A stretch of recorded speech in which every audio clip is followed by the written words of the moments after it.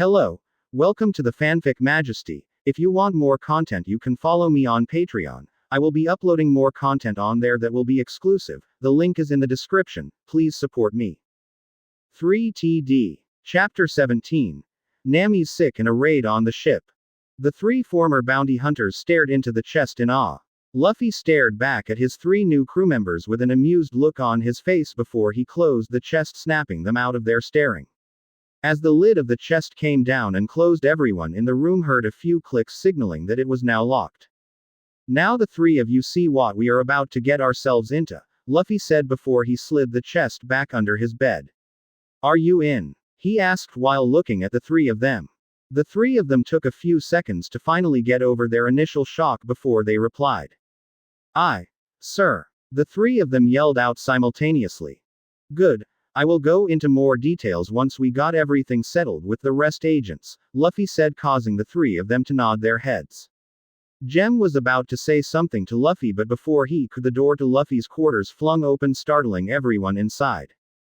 Big bro Luffy. Johnny and Yosaku yelled as they burst through the door.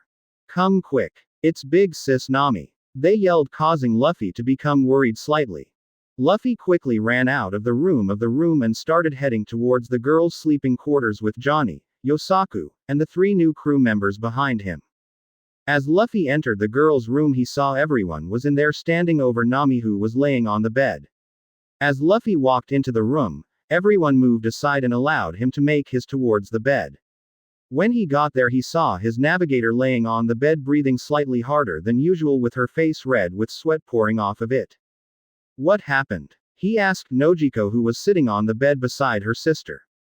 Nojiko looked up at Luffy with a worried look on her face before she replied. I don't know, she said in a worried tone. 1 minute she was giving out orders to the crew, and then she told me she was feeling tired, so she handed me the eternal pose before she began heading to her room, Nojiko said as tears began to build up in her eyes. Then as she was walking to her room, she suddenly collapsed on the ground, she said, causing Luffy to nod before he placed his hand on her shoulder. Don't worry, Luffy said as he placed his hand on her shoulder. I won't let anything happen to her, he said, causing Nojiko to smile slightly. Luffy then placed his hand on Nami's forehead to check her temperature. After about 5 seconds, Luffy took his hand off and spoke. She is burning up, he said before he turned towards Usopp and spoke. Usopp, grab a bucket and bring me some cold sea water, he said, causing Usopp to salute and run off to grab the water Luffy asked for. Johnny, Yosaku, Zoro, Luffy called out, getting their attention. You three go make sure we are still on course, he said, causing the three of them to nod their heads before they made their way outside. I'll go make some soup for Nami, Sanji said, causing Luffy to nod his head. Just then Usopp arrived back with a bucket of water in his hand.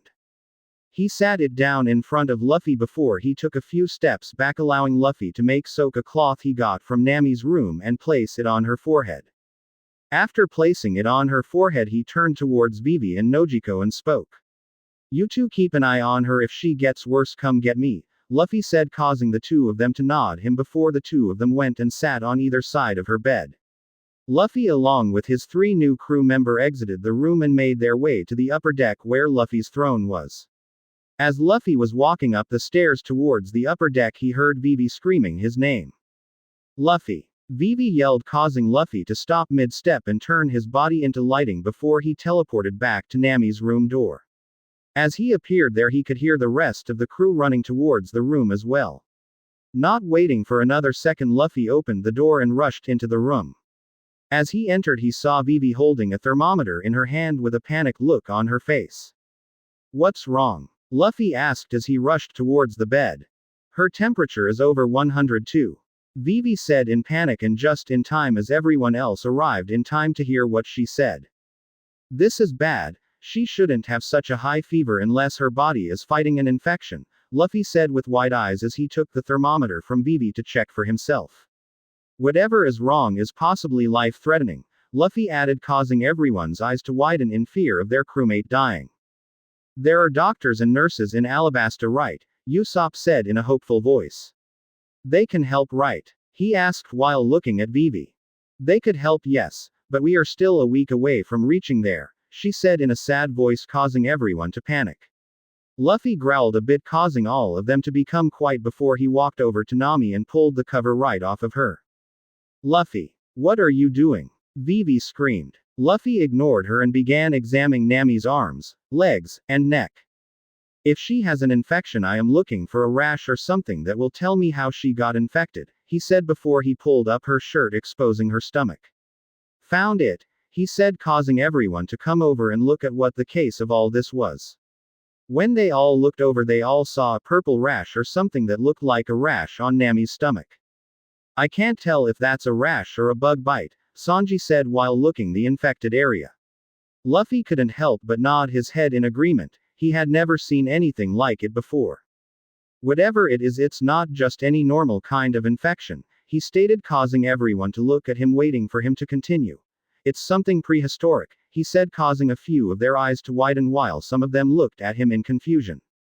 What do you mean? Sanji said before he paused and his eyes slowly started to widen before they were the size of dinner plates.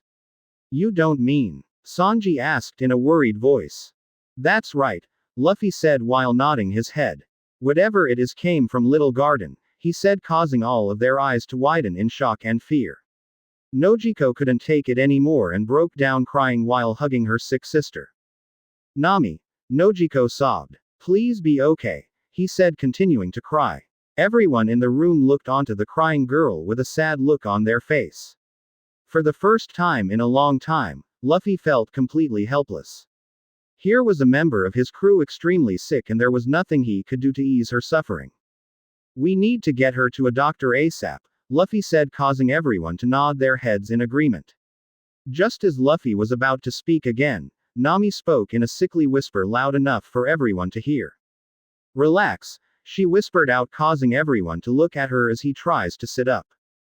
I'm fine, she said as she sat up and looked at Luffy with a strained smile. Open the second drawer on my desk, she said, causing Luffy to go over to her desk and opened it. Inside of the drawer was a newspaper from a few days ago.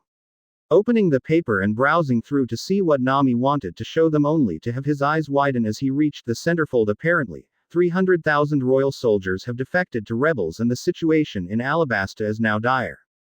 Luffy closed the paper and tossed it on the desk before he looked at Nami with an angry look on his face before he spoke. That doesn't change anything, he said, confusing everyone around him while Nami looked at him with her eyes slightly widened. I'm telling you I am fine, she protested, trying to act tough in order to get Luffy to have them stay on course towards Alabasta. What are you two talking about? Vivi said as she picked up the paper in order to see what was going on. When she turned the centerfold, her eyes widened, causing her to gasp in shock. This can't be, she yelled out as she read the paper. What's wrong, Vivi? Sanji asked while looking at her with concern. Is it about Alabasta? Tell us, Usopp said. 300,000 royal soldiers have defected to the resistance, Vivi said as she read the newspaper. Until now we have been embroiled in a cold war with 600,000 royal soldiers against 400,000 rebels. With this, the balance has shifted, she said in a sad voice, causing everyone to look at her with a sympathetic look on their face. The uprising in Alabasta will escalate now and things will seriously get ugly, Nami said as her breathing increased. That paper you are looking at is 3 days old, she said, causing Vivi's eyes to widen. I'm sorry I didn't say something earlier, we can't change our speed, so I didn't want to worry you. There is nothing anyone can do right now, you understand, Luffy? Nami asked while looking at Luffy. Luffy unfolded his arms before he replied. Yeah, he said, causing her to smile. I have to get you to a doctor, he added, causing her eyes to widen while everyone looked conflicted. What do you mean get me to a doctor? Nami screamed in her weakened state. We need to get Vivi to Alabasta to stop this war, she yelled with an angry look on her face.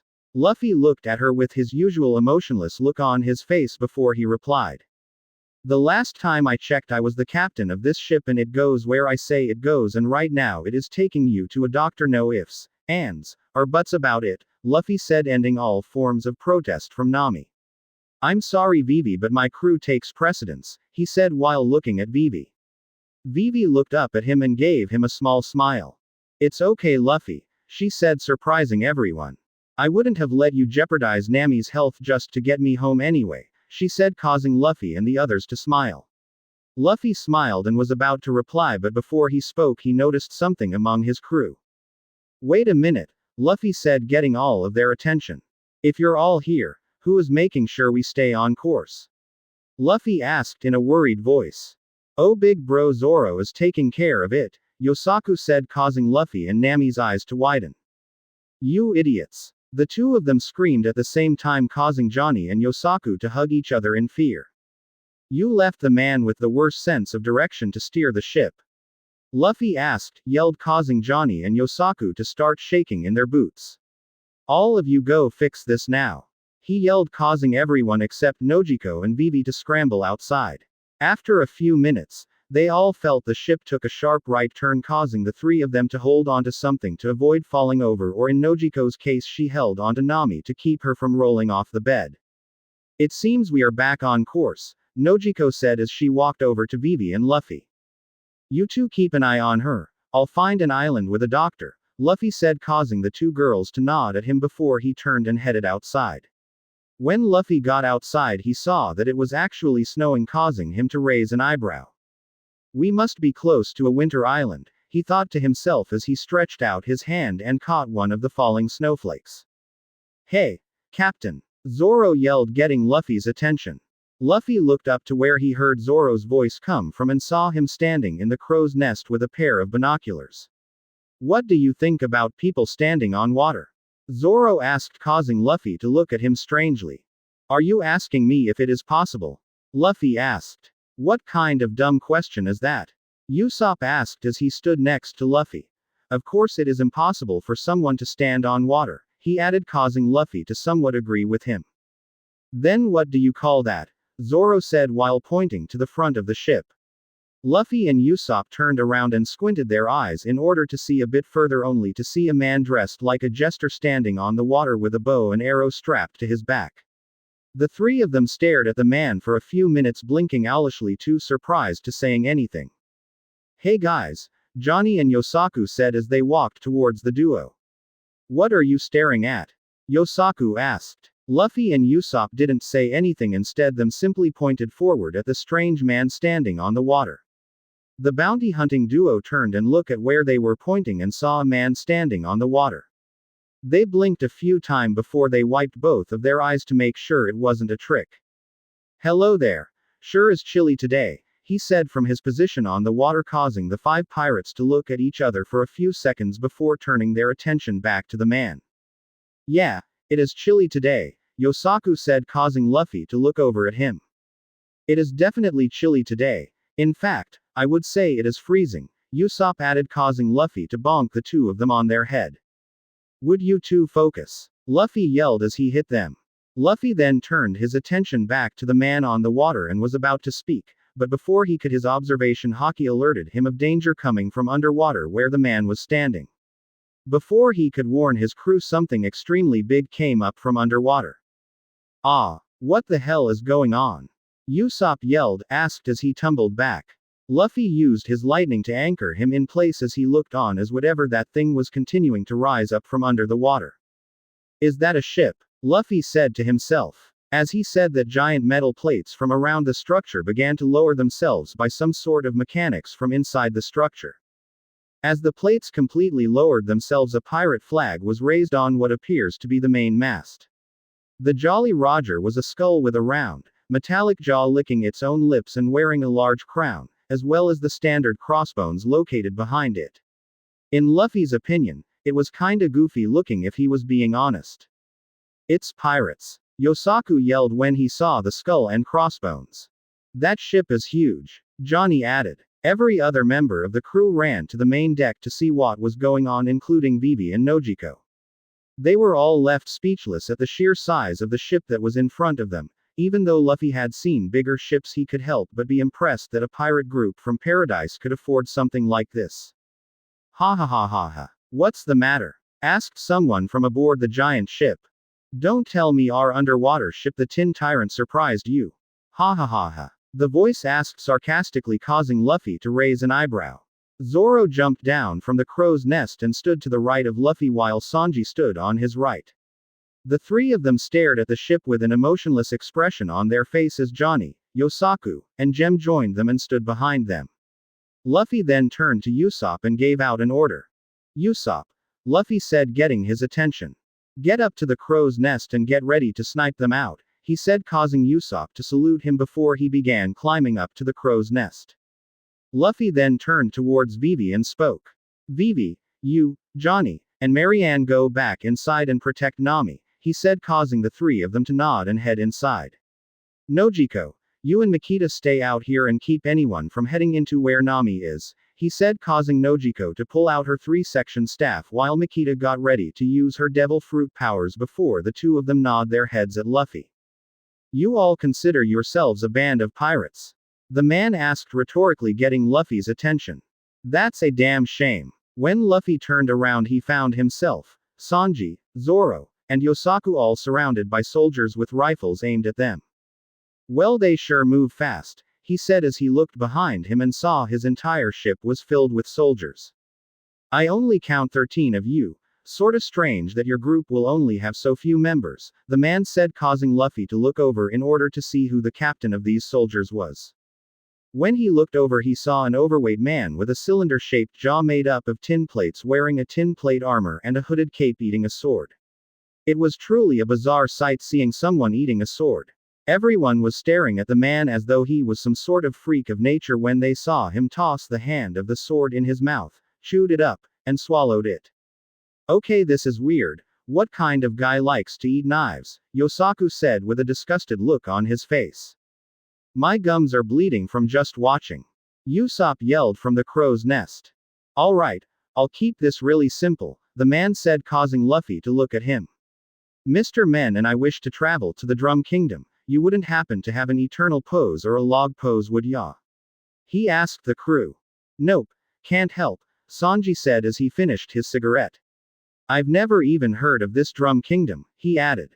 Now that we've got that settled, can you get off my ship already? Luffy said while staring at the man with cold eyes. We are kind of in a hurry here, he added, hoping that this fool would listen to reason and leave. You will never truly enjoy life if you are in a rush, the man said. But seeing as you have neither poses, I will settle for your treasure instead, he said, causing Luffy to look at him for a few minutes before he started laughing. Ha ha ha ha. Luffy laughed, confusing all of the soldiers and the man. You think this is a game, brat? I'm getting hungry, the man said before his mouth opened about 3 feet wide and took a bite right out of the side of the Going Merry. Luffy and everyone else's eyes widened beyond belief as they watched the man chew up a piece of their ship and swallow it. He's dead, Luffy said in a cold, emotionless voice. So, what's the order, Captain? Sanji asked as he lit a new cigarette. They were foolish enough to step foot onto my ship, so. Quote. Luffy said before paused and stared at the man who was the supposed leader of these men. Make sure none of them leave here alive, he said, causing Zoro to smirk and take on a dangerous look in his eyes as he unsheathed all 3 of the swords and got ready of battle. Go wild, guys, Luffy then said, causing all of his crew members to spring into action. Zoro started cutting down soldiers left and right. Sanji started kicking soldiers with precision, causing a few of their necks to snap. Yosaku was skillfully spinning his Bisanto, redirecting the bullets that were fired at him back to the shooters, while Jem pulled out his pistol and started firing exploding air bullets at the soldiers, causing them to fly out of the ship. Luffy then turned his attention to the girls to see how they were, and he was relatively pleased with what he saw. He saw Nojiko skillfully taking out multiple soldiers with her 3-section staff, while he also notices she is utilizing both her armament and observation haki. As he looked back around at his crew who he taught haki to, he saw all of them are utilizing observation haki to help them battle. Guess these guys are not that big a challenge for them to unlock armament, Luffy thought as he watches the guys fight. It was that very moment Luffy notices something above the ship in the sky.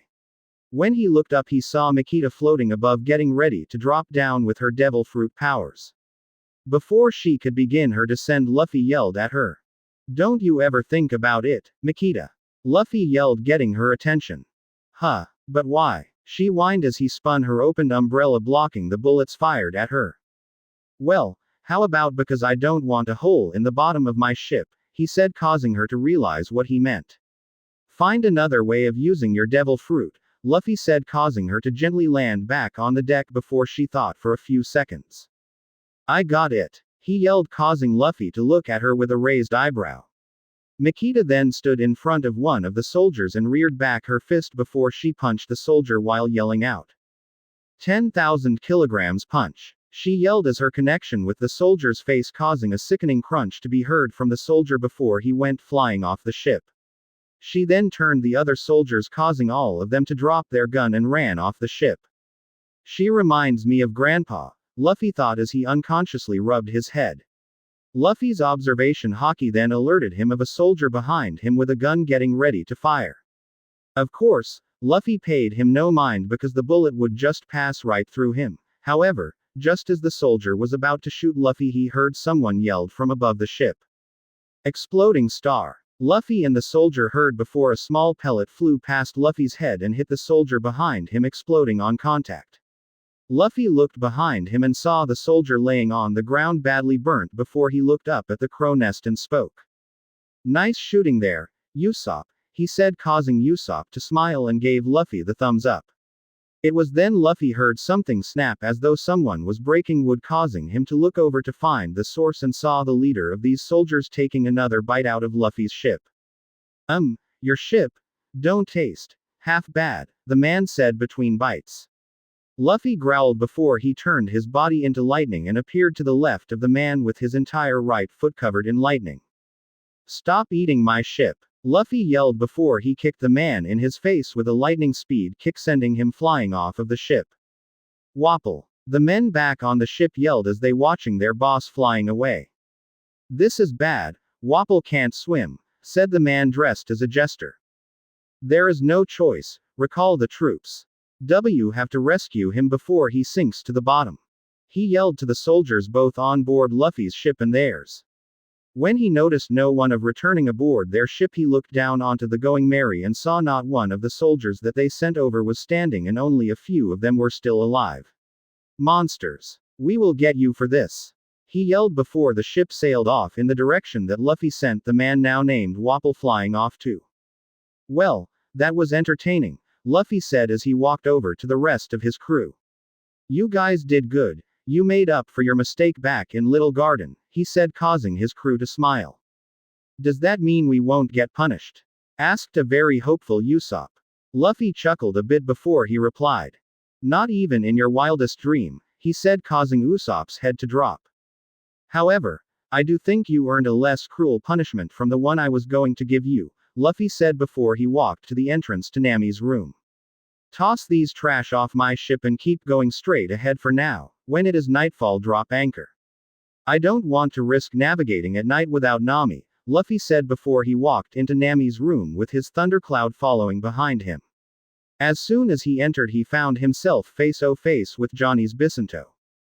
Halt, you villain, Johnny yelled, not noticing that it was Luffy. Boy, would you like me to separate your head from your body, Luffy said as his eyebrow twitched. Johnny, upon hearing Luffy's voice, immediately withdrew his Bisanto and saluted him before speaking. Captain Luffy, sir, he yelled out nervously. Very sorry, sir, he yelled, causing Luffy chuckle as he shook his head before he continued into the room. Luffy then made the thunder cloud turn into his usual throne and sat it beside the foot of Nami's bed and sat down. As he sat down, Nojiko entered the room while Johnny left. Any changes, Vivi? Luffy asked as he converted his throne into a lawn chair and laid down. No, her temperature is still too high, she said in a worried tone. What was all that commotion out there? Vivi asked while looking at Luffy. Some fool who was looking for someplace called the Drum Kingdom wanted out log pose and treasure, Luffy said in a bored tone. Drum Kingdom? Vivi asked, causing Luffy to nod. I've heard about it, she said as he stood up extremely fast, causing Luffy to raise an eyebrow. It is a winter island that is somewhere around this part. It is famous for having the best doctors in the Grand Line, he said, causing Luffy's eyes to widen in surprise. Well then, Luffy said with a smirk. Guess I know where we are going now, he said, causing Vivi and Nojiko to smile.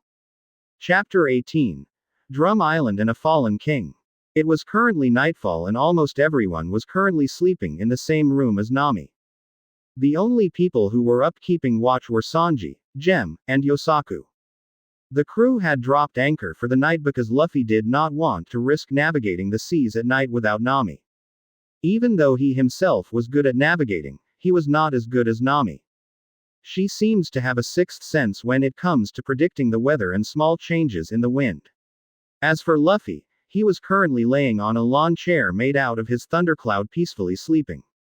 After Vivi had told him about the Drum Kingdom, he felt slightly at ease knowing that he could save his navigator. He had not told the rest of the crew about their next course of action just yet, he was waiting until the morning to tell them. Morning. Luffy was woken from his sleep by the sound of someone hitting something coming from the outside.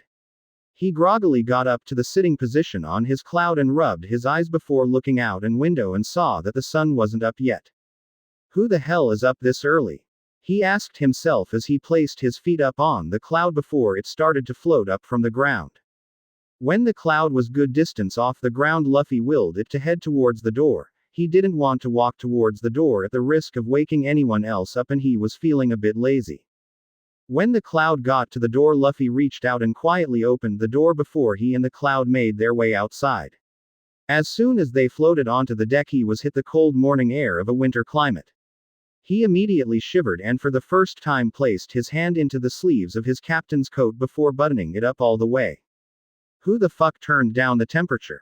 He said to himself. He then heard someone hammering once again off to his right, causing him to look over. When he looked over, he saw Usopp with nails in his mouth and a hammer in his hand fixing the ship that Wapol bit off. "You're up early," Luffy said as he got off his cloud and stretched his muscles. "Can't just sit around doing nothing," Usopp replied while nailing wood to the side of the ship. "We got to find a way out of this jam as quickly as possible, Captain," he added, causing Luffy to nod. "We already came up with a course of action. As soon as everyone gets up, Vivi and I will explain it all of you," he said, causing Usopp to brighten up a bit. Luffy then heard movement coming from the left, him causing him to turn to see who or what it was. When he looked over, he saw Yosaku and Jem walking towards him looking really tired. He then looked straight ahead and saw Sanji climbing down from the crow's nest wearing a poncho. "Morning, Captain," Yosaku said. He stood next to Luffy. "You three look tired," Luffy noted while looking at them. "I'm up now so you three can go get some rest before we head off," he said, causing the three of them to look at him with a grateful expression on their face. "Do you want me to fix you anything, Captain?" Sanji asked while Jem and Yosaku headed inside to get some sleep. "No, that's fine," Luffy replied with a smile. "I can handle it, go get some rest," he said, causing Sanji to smile and head inside. Luffy then made his way to the kitchen to make some coffee for himself. Before he went into the kitchen, he turned to Usopp and spoke. "Do you want something, Usopp?" he asked while looking over his shoulder. "Some coffee would be nice," Usopp replied, causing Luffy to nod before heading into the kitchen.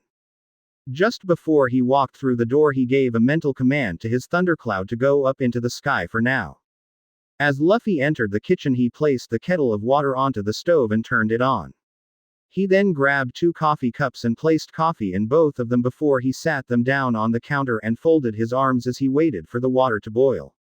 After waiting for about 5 minutes, the kettle finally whistled, causing Luffy to turn off the stove and pour the water into the cups. After he finished pouring, he stirred both before he picked up one and took a sip of the hot coffee. That's good," Luffy said as he savored the taste of the black coffee. He then picked up another cup and headed outside to Usopp. "Here you go, Usopp," Luffy said as handed the cup to him. "Thank you," Usopp said as he placed the hammer down and took the cup from Luffy. Luffy then left Usopp and went to the front of the ship. He hopped up onto the figurehead of the Going Merry while careful enough not to spill his coffee. He then sat down on the figurehead and looking out into the ocean with a smile on his face, enjoying the view of the morning air. His enjoyment was interrupted, however, by the sound of his transponder snail ringing. Purapurupuru purapurupuru, the snail in Luffy's coat rang, causing him to place his coffee down and reach into his coat and pulled out a baby Den Den Mushi with 3 familiar scars over its left eye. Luffy smiled before he pressed the button on top of the snail's shell and spoke. Hello, he said into the snail. Luffy, came the joyous and drunk voice of Shanks. Well, it's either you're up early and hungover from drinking all night, or you're still partying from last night, Luffy said as he shook his head. Sleep is overrated. Booze is more fun. Ha ha ha ha. Shanks said, causing Luffy to chuckle. So what is the occasion? Luffy asked before he took a sip of his coffee. Seeing as how you called on a secured line, I take it this isn't exactly you calling to check up on your dear apprentice, Luffy said, causing Shanks to chuckle a bit. Before Luffy could sense, Shanks got serious. Ace is in paradise, he said, causing Luffy to take on a serious look on his face. 3 hours later. It has been 3 hours since Luffy spoke to Shanks. Currently, he was standing on the upper deck looking down at his crew. They were getting ready to raise anchor and start sailing again. Nami's condition hadn't changed one bit since yesterday and was slowly getting worse, and Luffy was starting to get more worried. Usopp was still fixing the sides of the ship that Wapol bit off. Johnny was up in the crow's nest looking out. Nojiko and Vivi were with Nami. Makita and Marianne were on the main deck securing the ropes. Zoro was standing behind Luffy watching everything, while Sanji, Yosaku, and Jem were still sleeping after being up all night keeping watch. Captain, came the voice of Zoro from behind Luffy, causing him to turn around. Where are we going now? He asked Luffy as he walked and stood beside him. Luffy leaned back on the rails of the upper deck and folded his arms before he replied. Is everyone ready to continue sailing?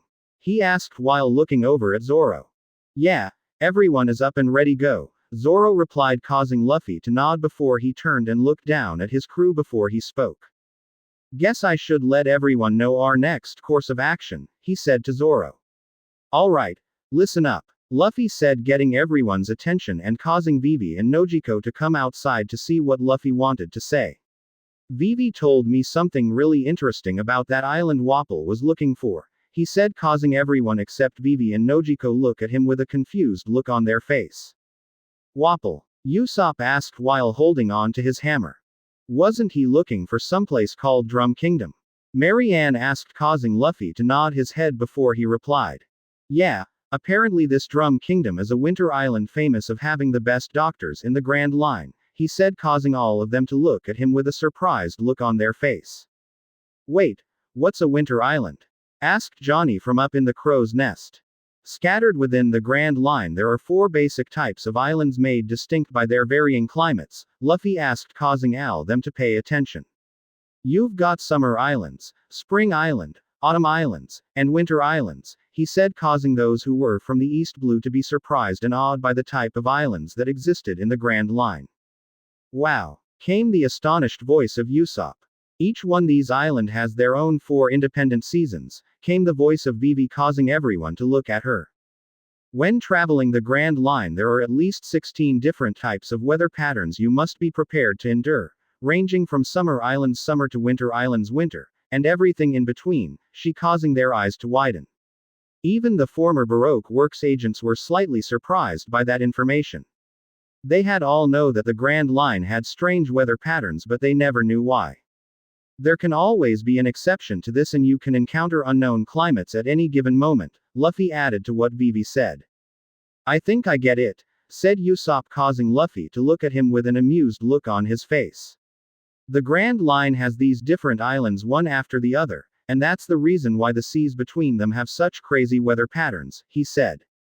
Correct. And the closer you get to an island the calmer the seas are around you, Luffy added before he leaned against the rails. However, Usopp, that still doesn't explain for half the shit that happens in this place, he said, causing Usopp to look at Luffy with an astonished look on his face. Amazing, Usopp replied, causing Luffy to chuckle. Raise the anchor, we can talk as we sail, Luffy said to Zoro, causing him to nod before he made his way to the front of the ship and pulled up the anchor. Johnny, keep an eye out of any islands, this water is a bit too calm, Luffy said, causing Johnny to salute his captain before he started looking out to the horizon. Everyone on board the ship felt the Going Merry give a jerk forward as the anchor came undone, allowing it to move. Luffy, came the voice of Nojiko as she walked up to Luffy. What's wrong? Luffy asked while looking over to Nojiko. Are we going to make it in time to save Nami? She asked in a soft voice while tears start to build up in her eyes. Listen, Luffy said as he placed his hand on her shoulder. She is going to okay. If I have to, I'll fly her all the way to Mary Geoise myself and make the world government heal her, Luffy said, causing Nojiko to slightly nod her head. Thanks, Luffy, she said. Don't thank me, I haven't done anything yet, he replied.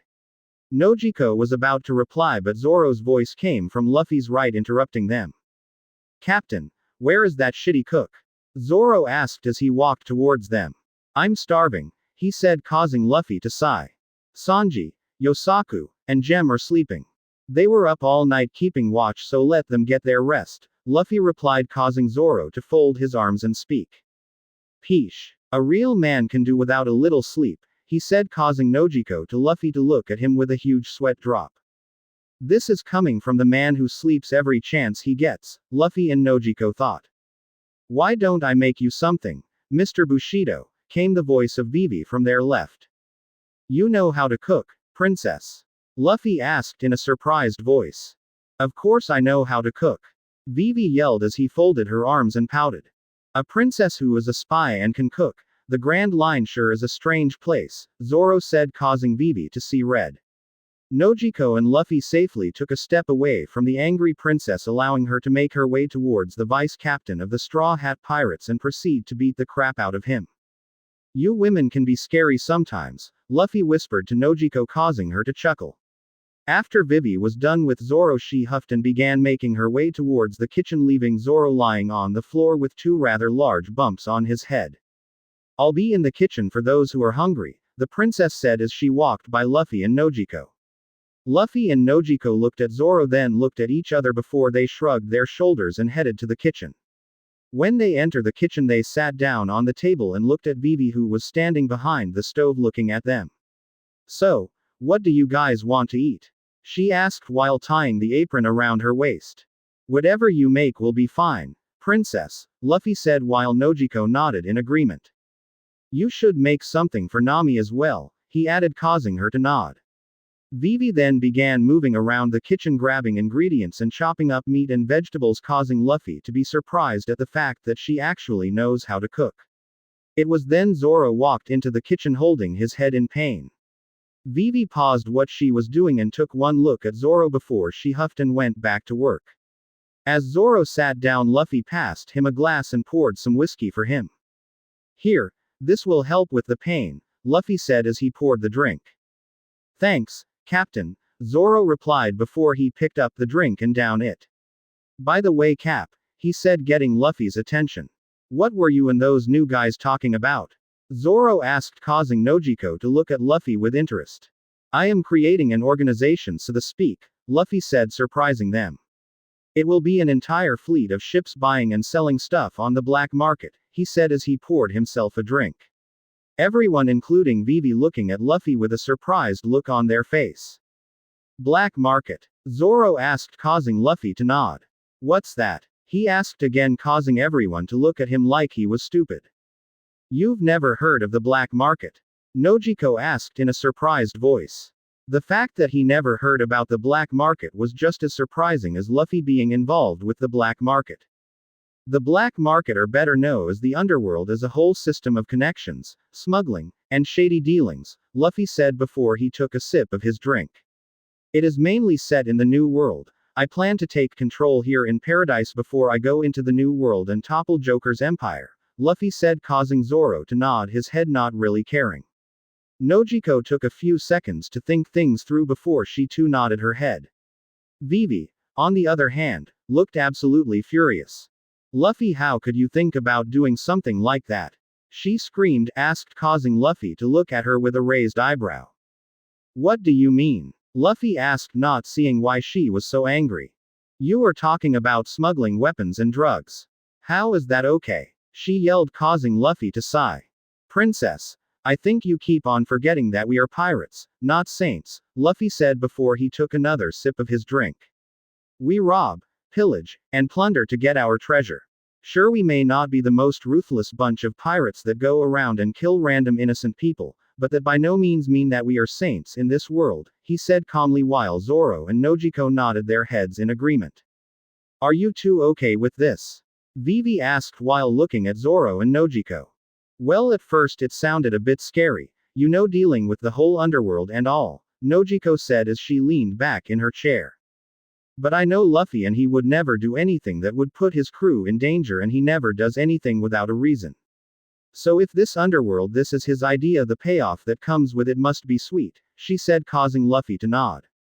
Vivi then looked at Zoro, hoping that he would say something that made sense to her, no matter how slim the possibility of that happening. I don't really care. To be honest, he is my captain, and if that's what he says we are doing, that's what we are doing, he said, causing Luffy to smile and pour him another drink. Plus there has to be some good booze on this black market, Zoro said with a grin, causing everyone to sweat drop. You can relax, princess, Luffy said, trying to calm her down. I can promise you we won't be involved with nothing too bad like slave trading. Just going to be selling weapons to those in need of weapons, drugs to the rich and the wealthy, and other high-end goods to those looking for them, Luffy said as he poured himself another drink. By the way, you are about to burn the food, he added, causing her eyes to widen before she quickly turned off the stove. Luckily Luffy warned her, or else all the food would have been badly burnt. She then took out some plates and small bowls before she placed the food in them and served it to the three of them. Eat up, she said as she set everything down in front of everyone before walking back into the kitchen and picked up another set of food and began walking towards the door. I'll take this to Nami.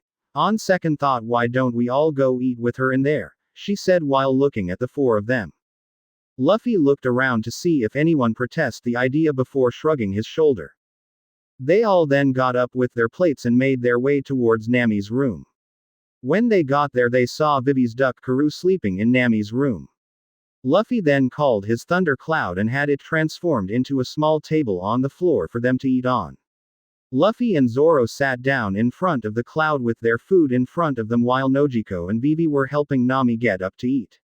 Once they finished helping her sit up next to the cloud, they all sat down and got ready to eat. This looks delicious, Luffy commented as he stared at the steamed rice with grilled dinosaur meat with hungry eyes. The five of them didn't wait another second before they all dug into their food. The five of them spent a half hour eating and chatting after Vivi finally let the black market think go. Luffy just finished his food and was about to pour himself another glass of whiskey, but the voice of Johnny yelling stopped him. Captain! Johnny yelled, getting him and everyone else's attention. Island dead ahead, he yelled from the crow's nest. Luffy got up with his plates and spoke. Zoro, come with me, you two help Nami back into bed, Luffy said before leaving the room with Zoro right behind him. The two of them made their way to the kitchen before they went out to the main deck. When they got there, they saw that the Going Merry was slowly approaching an island in the distance. Zoro, go wake those three up, Luffy said, causing Zu to nod his head before he headed below deck to wake Sanji, Gem, and Yosaku up. Luffy then walked up the front of the ship and folded his arms and stared at the island they were slowly approaching. Captain, are we sure this is a good idea? Asked Usopp as he walked up behind Luffy. I mean, there could be snow monsters, said a worried Usopp, causing Luffy to sweat drop. Come now, Usopp. No snow monster could stand up to the might of a brave warrior of the sea, Luffy said with a smirk as he played on Usopp's dream. I'm sure Kaya would think anyone who could defeat a snow monster to save their crewmate's life is a noble warrior, Luffy added, causing Usopp to put on a brave face before he pointed to the sky and yelled. Yes, no snow monster can stand up to the might of Captain Usopp. He yelled, causing Luffy to chuckle before turning his attention back to the island. As the ship sailed closer and closer to the island, they all noticed a waterway leading into the island, so they decided to sail up through there in order to inland. Vivi had left Nami and Nojiko inside and came outside with her duck Karoo to see if they had arrived yet. Wow, it's all covered in snow, she said in an astonished voice as she looked around. Look at those mountains, I've never seen anything like them before, Sanji said while looking up at the series of drum-shaped mountains. I guess that's why they call it Drum Island, said Yosaku from beside Sanji with his bisunto in hand. After sailing for up the waterway for another 5 minutes, the ship stopped at the end of the stream. It is a stream of melted snow. This should be a good place to disembark, Luffy said before turning to his crew. Okay, Dr. Search, who wants to go? Luffy asked. I'll stay with the ship, Zoro said, causing Luffy to nod. We will stay with Big Bro Zoro, said Johnny while Yosaku nodded. Seeing no one else was saying that they wanted to stay on aboard, Luffy spoke again. So I take it the rest of you are going ashore? He asked, causing all of them to nod. Luffy was about to speak again, but just as he was to open his mouth to speak, shouts from both sides of the water interrupted him. That's as far as you go, pirates! A man yelled from the right side of the waterway, getting all of their attention. When they all looked up, they saw that they were surrounded by people on both sides of the waterway, armed with guns all aimed at them. Luffy narrowed his eyes and stared at the group of people. Guess we found the people, Sanji said as he lit a new cigarette. Yeah, that's nice, but they don't seem too friendly, Usopp said, causing Luffy to chuckle. Well, we are pirates, he replied, while keeping an eye on the people. Then a man dressed in a green coat stepped forward and spoke. I'll only say this once, your kind is not welcomed here, he said in a commanding voice, causing Luffy to look at him with an indifferent look on his face. Listen, Luffy said, getting the man's attention. We only came here to find a doctor, he said. We have someone who is sick, Vivi shouted, trying to help Luffy convince the people. You will have to do better than that. We won't fall for that old trick. A man holding a rifle shouted. This is our island. We won't let any filthy pirates land here. Another man shouted. Raise anchor and leave now. Or we will blow you and your ship out of the water, another random man yelled, causing Luffy to narrow his eyes further. That's great, we barely said hello and they already hate us, Sanji said. Get out of here, a man yelled before he fired his pistol at Sanji, barely missing his food. Big mistake, an angry Sanji said, getting ready to attack. No, Sanji, stop, Vivi yelled as she held on Sanji. Just as she held on to Sanji, the same man who shot before fired his gun again. Luffy, realizing where the bullet was going to hit, turned his body into lightning and teleported into in front of Vivi and caught the bullet between his index finger and his thumb. You know, even the Buddha loses his patience when provoked a third time, Luffy said in a deadly tone, causing all of their eyes to widen when they saw him hold up the bullet between his fingers. All of the people then began aiming their guns at Luffy. Luffy, please stop, Vivi begged as she let go of Sanji and held onto Luffy. Fighting will not solve anything, she yelled. She then let go of Luffy and got down on her hands and knees and bowed her head, causing everyone's eyes to widen in shock. Please, we won't come ashore, but at least get a doctor here for us. Our friend is dying from a serious illness.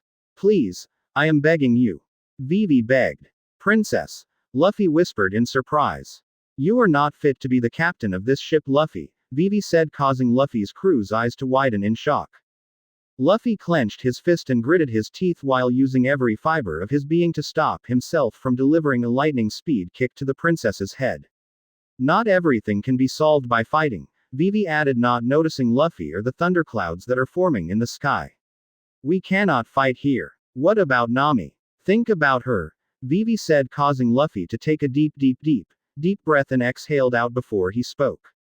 Princess, you are speaking under the assumption that these people would have lived long enough to defend themselves, Luffy said in a cold tone, causing her eye to shoot up at him and stare at him in surprise. Plus, I had no intention of really fighting here, so, he said before he turned to the people holding guns at them and did the unthinkable. He bowed his head. His entire crew was beyond surprise. They never thought they would see Luffy do something like this. Please help us, our friend needs you, he said with his head bowed. The man dressed in the green coat looked at him for a few seconds before he spoke. I will show you the way to our village, he said as he turned and started to leave. Follow me, he said as he walked away. Luffy picked his head up and turned to Sanji. Get Nami, he said, causing him to nod his head before he headed inside. See, that wasn't so, Vivi said to Luffy, but trailed off when she notices Luffy walking away from her with a pissed off look his face. You are lucky to be alive, Vivi, said Usopp while looking down at her. What do you mean? She asked in confusion. You insulted the captain of the ship in front of his crew and then made him bow his head to someone weaker than him, Ms. Wednesday, said Jem as he walked up to Vivi. I've seen Luffy kill people for doing far less than that, Usopp added. Boom asterisk boom. The sound of a loud thunderclap was heard throughout the island and the vibration was felt all the way in the mountains. Yeep. She is really lucky, Zoro said while looking at the lightning flashing in the sky. A pacifist just insulted me and made me bow my head to someone far weaker than me. Luffy screamed in his head as he jumped off of the ship and landed in the snow. When Luffy landed, he heard someone land right beside him, causing him to look over to see who it was. When he looked over, he saw Sanji carrying Nami on his back, piggyback style. Hang on a minute, he said before he took off his coat and threw it around Nami. Okay, let's go, he said as they began following the man while the rest of his crew except for Zoro and the bounty hunting duo followed behind. After walking for about 10 minutes through a snow-covered forest, the man who was leading them looked over at Luffy and spoke. There is one thing I feel I should warn you about, he said while looking at Luffy. The only doctor we have here is actually a witch, he said, causing Luffy to stumble a bit before looking at the man in surprise. A witch? Luffy asked. You've got to be kidding me. I thought the Drum Kingdom was famous for its doctors, he said, surprising the man and the people who were following him. That used to be the name of this place. How not? It is just an island without any name, he said, confusing Luffy. Ah, a bear! Usopp screamed while pointing forward, causing all of them to turn their attention away from the man but to the bear walking towards them on 2 feet while holding a pickaxe.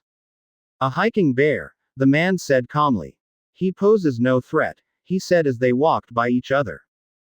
Don't forget to bow. It's proper manners, he said, causing everyone to bow slightly while the bear bowed back. They continued walking for another 10 minutes before the group came upon a village. This is the village we live in. Its name is Bighorn, the man said. Luffy and the crew looked around the small village and couldn't help but be impressed at its beauty. The snow that covered everything truly adds a beautiful look in the eyes of people who are from a place where it only snows every so often. This place is amazing, Usopp said as he admires the sights. Luffy then noticed the man go over the group of men who he was with earlier and thanked them for their help. It was then Luffy realized that all those people were ordinary people that live in this village. My house is over here, you can bring the girl there, the man said to Luffy, causing him to nod and signaling Sanji to follow. As they walked to the man's house, random people kept coming up to him and thanking him or talking to him as though he was their leader or something. You can use that bed over there, he said as they entered the house. I am going to warm this place up, he said as he walked over to the fireplace and sat down his shield that he was carrying on his back. I suppose I should introduce myself. My name is Dalton. I am the captain of the island security squad, he said, causing Luffy to raise his eyebrow. Please forgive our rude welcome earlier, he added. Water under the bridge, Luffy replied as he walked over the bed where Nami was laying and spoke again. Can you tell us more about this doctor or witch or whatever she is, he said as he took the thermometer out of her mouth and looked at it. He fever is now up to 107, he said, causing Dalton's eyes to widen. How long has she had it? He asked in surprise. It's been several days and it just keeps getting higher, Vivi replied. We need a doctor. Any doctor will do. Where is this witch of yours? Sanji asked. The witch, you see those mountains out there? Dalton asked with a serious look on his face. Those mountains out there are known as the Drum Rockies. Look closely. Do you see the castle up there on the tallest one, the one in the middle? Dalton asked, causing Luffy to look out the window up at the mountains. That castle has lost its king, Dalton added. Yeah, I see it, Luffy replied as he stared at the castle on the tallest mountain. What's so important about that castle? He asked. That castle is where our land's only doctor lives, Dalton said.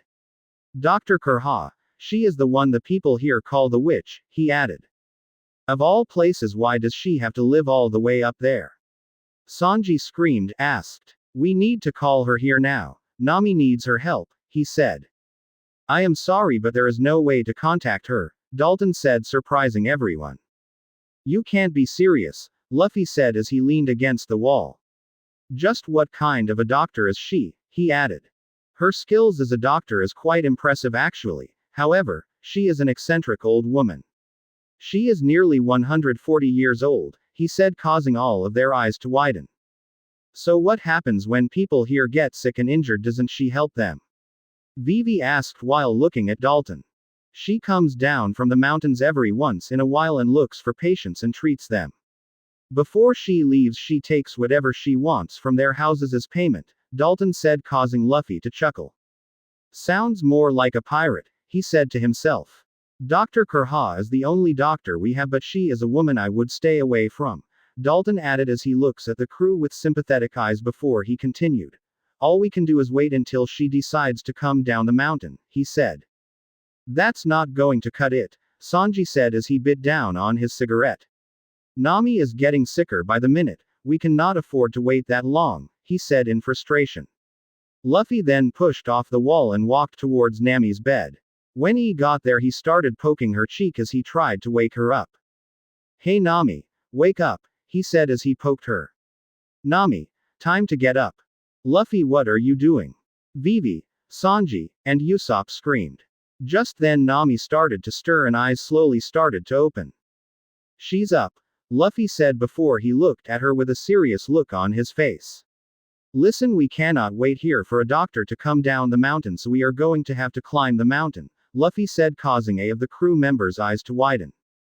What? Are you crazy? Vivi screamed. Look at that mountain. It is too high and far too steep for anyone to climb.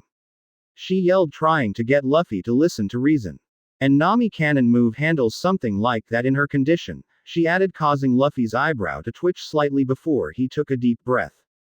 You know, Princess, you keep on doubting my abilities and it is really starting to get on my nerves, Luffy said as he looked over his shoulder at Vivi. Plus, we cannot afford to wait here any longer. It would be a bit to go look for a new navigator, Luffy said with a smile, like looking at Nami, causing her to smile. I'm in your hands, Captain, she said as he stuck her hand out from under the covers, causing Luffy to smile before he slapped his hand against hers. He then turned back to his crew and spoke in a commanding tone with a serious look on his face. Okay, Sanji and Nojiko, come with me, he said, causing the two of them to nod their heads. The rest of you stay here in the village, he said before he reached into his coat and pulled out a small bag of money and tossed it to Usopp. And get yourselves something to eat, he said, causing all of them to nod. Sanji then walked over to Nami and picked her up before he and everyone else headed outside. When they were all outside, Luffy looked up to the sky and summoned a big thundercloud to come down from the sky. Everyone in the village was startled at the sight of a cloud coming down from the sky and quickly rushed over to Dalton to see what was happening. When the cloud came down, Luffy hopped on and signaled Sanji to hand Nami to him. Sanji walked over to the cloud while carrying Nami bridal style and handed her to Luffy, who carefully picked her up and laid her on the cloud. As he laid her down on the cloud, her body started to sink in the cloud slightly before it stopped. Luffy then willed the cloud to cover over Nami's body slightly, leaving only her to hear uncovered, that way she won't be cold. Okay, hop on, Luffy said to Sanji and Nojiko, who hopped onto the cloud and sat in the chairs made out of clouds Luffy had crafted. Luffy then walked over the rear of the cloud and turned facing forward, and the next thing everyone saw was the rear of the cloud started to raise up and form into a throne for Luffy to sit down, and on the back of his throne had his Jolly Roger made out of glowing electric blue lightning for all to see. Luffy then sat down and turned to his crew who were remaining in the village and spoke. Okay, even though these people and us didn't have a warm greeting at first, I don't want any of you to cause any trouble, he said in a commanding tone, causing all of them to nod their heads. And if someone comes here and tries to cause trouble while I am away, protect the people and take care of the threat, he said, causing all of them nod their heads once again while the villagers looked on in surprise at the fact that a Priate was going to protect them if they need it. With any hope that speech would be enough to help me convince them to make this one of my territories, Luffy thought as he watched the reactions of the villagers. He then turned to Vivi and spoke with a smirk on his face. See, Princess, he said, getting her attention and causing Dalton to look at Vivi with a surprised look when he heard Luffy call her princess. I can make it up that mountain just fine, he said, causing Vivi to look slightly ashamed. Luffy then took on a serious look on his face before he looked straight ahead. He then placed his left leg over right and his elbows on the armrest before interlacing his fingers in front of his face. 2 seconds later, the thunder cloud began to rise higher and higher away from the ground until it was about 20 feet above the ground and cleared all of the houses. The cloud then sped forward in the direction of the Drum Rockies at about 40 miles per hour. He has devil fruit powers, doesn't he? Dalton asked while looking at Luffy's crew. Yeah, he ate the rumble fruit and became a lightning man, Usopp replied proudly as he spoke about his captain. By the way, is there a place around here where we can get something to eat? He asked while looking Dalton and holding the bag of money Luffy gave him. I own a restaurant right down this road, a man from the crowd shouted, causing everyone to look over and saw a short man that looked to be in his mid-40s wearing an apron stepping out of the crowd with a smile on his face. I make the best food in all of Bighorn, he said proudly while one of the villagers around nodded their heads in agreement. Well then, lead the way, Usopp said before he looked back at Dalton. Care to join us? He said to Dalton. I don't want to intrude, Dalton replied, causing Usopp to wave his hand dismissively. Nonsense. Come on, he said before he started following the restaurant's owner with the rest of the crew and Dalton behind him. With Luffy. As the cloud shot off in the direction of the Drum Rockies, it kept on getting higher and higher as they got closer and closer to the mountain until it was just a few feet higher than the mountain that the castle was on. It was hard for Luffy to see where they were going due to the heavy snow that was falling, and the fact that they were going at about 40 miles per hour wasn't helping with visibility or the cold. After flying for about 30 minutes, the group could finally see the castle on top of the mountain clearly, and Luffy had to admit it was beautiful. When they were about 100 feet away from the castle, Luffy had the cloud slow down as they approach, allowing them to admire the snow-covered castle for all its glory. The thundercloud then flew right up to the doorstep of the castle before coming to a stop.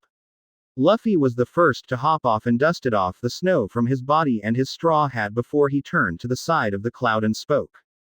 Hand me Nami, he said, causing Sanji to get up and gently pick Nami up from the cloud bridal style before handing her over to Luffy. When Nami was safely in Luffy's hands, Sanji and Nojiko hopped off the cloud and stood beside Luffy. As they got off, the cloud then began to rise up into the sky where it waits for Luffy to summon it again. Where is this Dr. Witch? Nojiko said as she looked around. Well, the front door is open, maybe we should check inside, Sanji said, causing the two of them to look at the front door of the castle and see that it was open. The three of them with Nami then began walking towards the door to see if they can find the doctor inside of the castle. As soon as they entered the castle, however, they had their eyes widen in shock. The entire first floor was covered in snow, all the ledges and stairs had snow on them. It was like that door was open for days, not just today. Who the hell leaves the door open if this is what is going to happen? Sanji said before he walked towards the door to close it, only to be stopped by Luffy. No, wait, don't close it, Luffy yelled in haste, stopping Sanji in his track. Look up there, he has said, nodding his head in the direction at the top of the door. When the Sanji and Nojiko looked up, they saw a nest with small birds on top of the door. They probably keep the door open so the birds can live there, Nojiko said, causing Luffy to nod his head before turning his attention back inside the castle. Hello, Luffy yelled out, trying to call someone. Is anyone in here? He yelled out again and waited for a reply. He waited for about a minute for a reply to come, but sadly none came. I thought Dalton said the doctor lived in the castle, Sanji said as he walked around the first floor. Did we get the wrong castle? Nojiko asked. No, this is the only castle. Let's have a look around, Luffy said before he began walking up the stairs while carrying Nami bridal style. As they walked past room after room, it was clear that someone was living in the castle because some of the rooms looked like they were used often while some doors were locked. Eventually, the group found a room with an empty bed and multiple shelves with books inside. Let's put Nami down here for now and then figure out where we go from here, Luffy said, causing his two crewmates to nod their heads. Luffy walked over to the bed and Nojiko pulled the purple covers of the bed back before Luffy set Nami down on the bed while Nojiko covered up. Where is this doctor? Sanji said with a frustrated voice as he punched the ball. Calm down, Luffy said as he walked over to the fireplace that was in the room. Dalton said that the doctor often goes down to the town to treat patients. So it is possible that she is down there right now, Luffy said calmly before he pointed at the fireplace with his index finger, causing a small bolt of lighting to shoot out of his finger and ignite the wood in there, starting a fire. So you're saying we came all this way for nothing? Sanji yelled out, causing Luffy to sigh before he spoke. Just calm down. She is going to have to come here after all, she lives here, Luffy said, trying to calm his cook down. We will wait here for a while, if anything I'll just go down there and bring her up to treat Nami, Luffy said, causing Sanji to calm down a bit. I'll go wait outside and wait for her, Luffy said before he walked out of the room and headed back down to the first floor. When he got outside, he leaned against one of the pillars and folded his arm and waited there for the doctor to return while his captain's coat fluttered in the wind. It has been 2 hours since Luffy, Sanji, and Nojiko arrived at the top of the Drum Rockies with a sick Nami to find a doctor to hear her. They had been waiting for 2 hours for the doctor to show up, but she has yet to show. Luffy was still standing outside in the snow with his eyes closed, waiting for the doctor to return to her castle.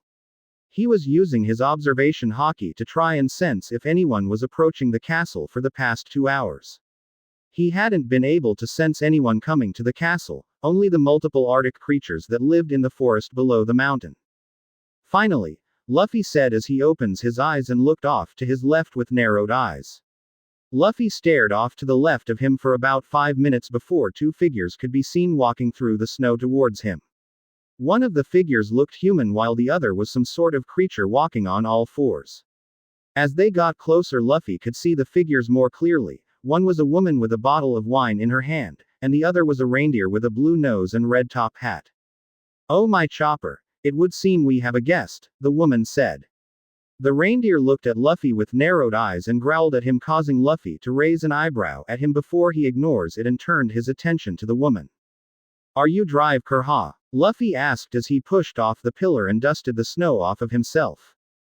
That I am, but you can call me Doctorine. Have you come here for the secret to my youth? She asked with a smile. No, I brought my friend who was suffering for a terrible illness, Luffy said as he stood in front of the duo. That's so, she said as she walked forward. I don't come cheap, you know, she said with a smirk. Money is no issue, Luffy replied in his normal monotone voice.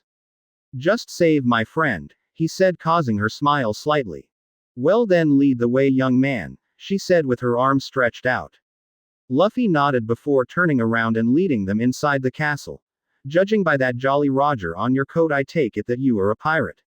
She asked as she stared at the scary-looking Jolly Roger on Luffy's coat. That's right, Luffy replied as they climbed up the stairs.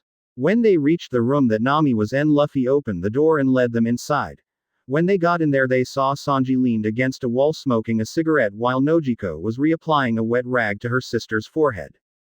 Got the doctor, Luffy said as he stepped aside, allowing the doctor to head towards Nami's bed. Now what do we have here? She asked as he pressed her index against Nami's forehead for a few seconds before she spoke again. A temperature of 107. My, this is serious, she said, causing the 3 pirates' eyes to widen in shock at what they just saw. She just. Sanji whispered out in shock. Touched her forehead. Luffy said, equally shocked. And got her temperature. Nojiko finished. Amazing, the 3 of them said at the same time. She has a rash on her tummy as well, Luffy said, causing the doctor to pull in sheets back and lift up Nami's shirt to see the rash that Luffy was talking about. My, now this is something I haven't seen in a while, she said before she turned to the crew and spoke. Where the hell were you on a prehistoric island? She asked sarcastically, not really expecting an answer, but was left utterly surprised when she saw the 3 pirates chuckling nervously. Well, you see, there is this island called Little Garden. And it is kinda stuck in the dinosaur age, Luffy said with a chuckle. Do you know what she has? He then asked in a more serious voice. Yes, I do. She was bitten by a bug called the Kestia. It is a poisonous tick that thrives in jungles with high heat and humidity, she said, surprisingly all of them. When it bites you, it injects a type of bacteria into your body. These bacteria lay dormant for 5 days, causing severe pain, a high fever, mild carditis, and arthritis, she said, causing Luffy's eyes to widen in shock. Given the infection's progression and the spot of the infection, I would say she has been infected for 3 days now, she said, surprising the crew once more. You got all that just by looking at it? Sanji and Nojiko screamed, asked while Luffy had his jaw hanging. The pain she has been going through would have all been gone in about 2 days, Dr. Kurha said, surprising them once more. You mean she would have been pain-free in 2 days? Luffy asked in shock. That's right, because in 2 days she would have been dead, Kurha said, causing all of their eyes to widen. You can treat her, can't you? Sanji asked, hoping that the doctor would say yes. Even though I had heard that Kesha had died out about 100 years ago, I kept the antibiotics just in case. So yes, I can treat her, she said, causing the 3 crew member to smile. Now get out and let us get to work, the doctor said, causing Luffy to raise his eyebrow in confusion. Us? He asked with a confused look on his face. Dr. Kurha turned towards him before she spoke. Yes, us, Chopper and I, he said while pointing to the reindeer, causing the 3 of them to look over at the reindeer only to have their eyes widen. Standing there was no longer the reindeer that Luffy first saw that was walking on all fours. Instead, there was a small toddler-sized human reindeer hybrid, wearing a red top hat with a sideways medical symbol on it. Interesting. He is either a member of the mink tribe or he ate a devil fruit, Luffy commented as he stooped down to the level of the reindeer and began studying it. So, which are you? Luffy asked, causing the poor reindeer to jump back in terror and began hiding behind the door frame, or at least trying to. He had his entire body in view of everyone while only half of his face was hidden, causing Luffy to chuckle. I guess we are going to talk about that later then, Luffy said as he stood back up. Is he a doctor? Nojiko asked Drive Kurha in curiosity. He is my apprentice. I taught him everything I know about the field of medicine, she said proudly with a smile. Now get out so we can work, she yelled as he punched Sanji in the face, sending him flying into Luffy and sending the 2 of them out of the door. Nojiko hurried out of the door in hope of avoiding being kicked out. Old hag, Luffy said as he picked himself up from the ground and sat down on the stairs before he pulled out a glass and poured himself a drink. Man, what a day, he said before he took a sip of his whiskey. At least we got Nami the help she needed, Sanji said as he walked and sat down 2 steps below Luffy while Nojiko took the seat next to Luffy. Yeah, I was starting to think that I was going to lose my baby sister, Nojiko said sadly, causing Luffy to place his hand on her shoulder before he gave her a reassuring smile.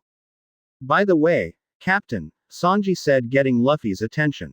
While we were in there you mentioned something called the Mink Tribe, what's that? Sanji asked, causing Nojiko to look at Luffy with interest. The Mink Tribe is a race or different kind of species that exist in the world, kinda like how the fishmen are a different species, Luffy said before he took a sip of his drink. They are like humans with animal features where each individual takes after a specific animal, he said, causing his 2 crew member to look at him in surprise. Wow, I never heard of them before, Sanji said in surprise. They are mostly an isolated tribe with only a few ever leaving their homeland, Luffy said, causing the 2 of them to nod their heads. That explains a lot, Nojiko said. Luffy then got up and began walking down the stairs. I going to get some air, why don't you 2 find someplace warm, he said as he continued to descend the staircase.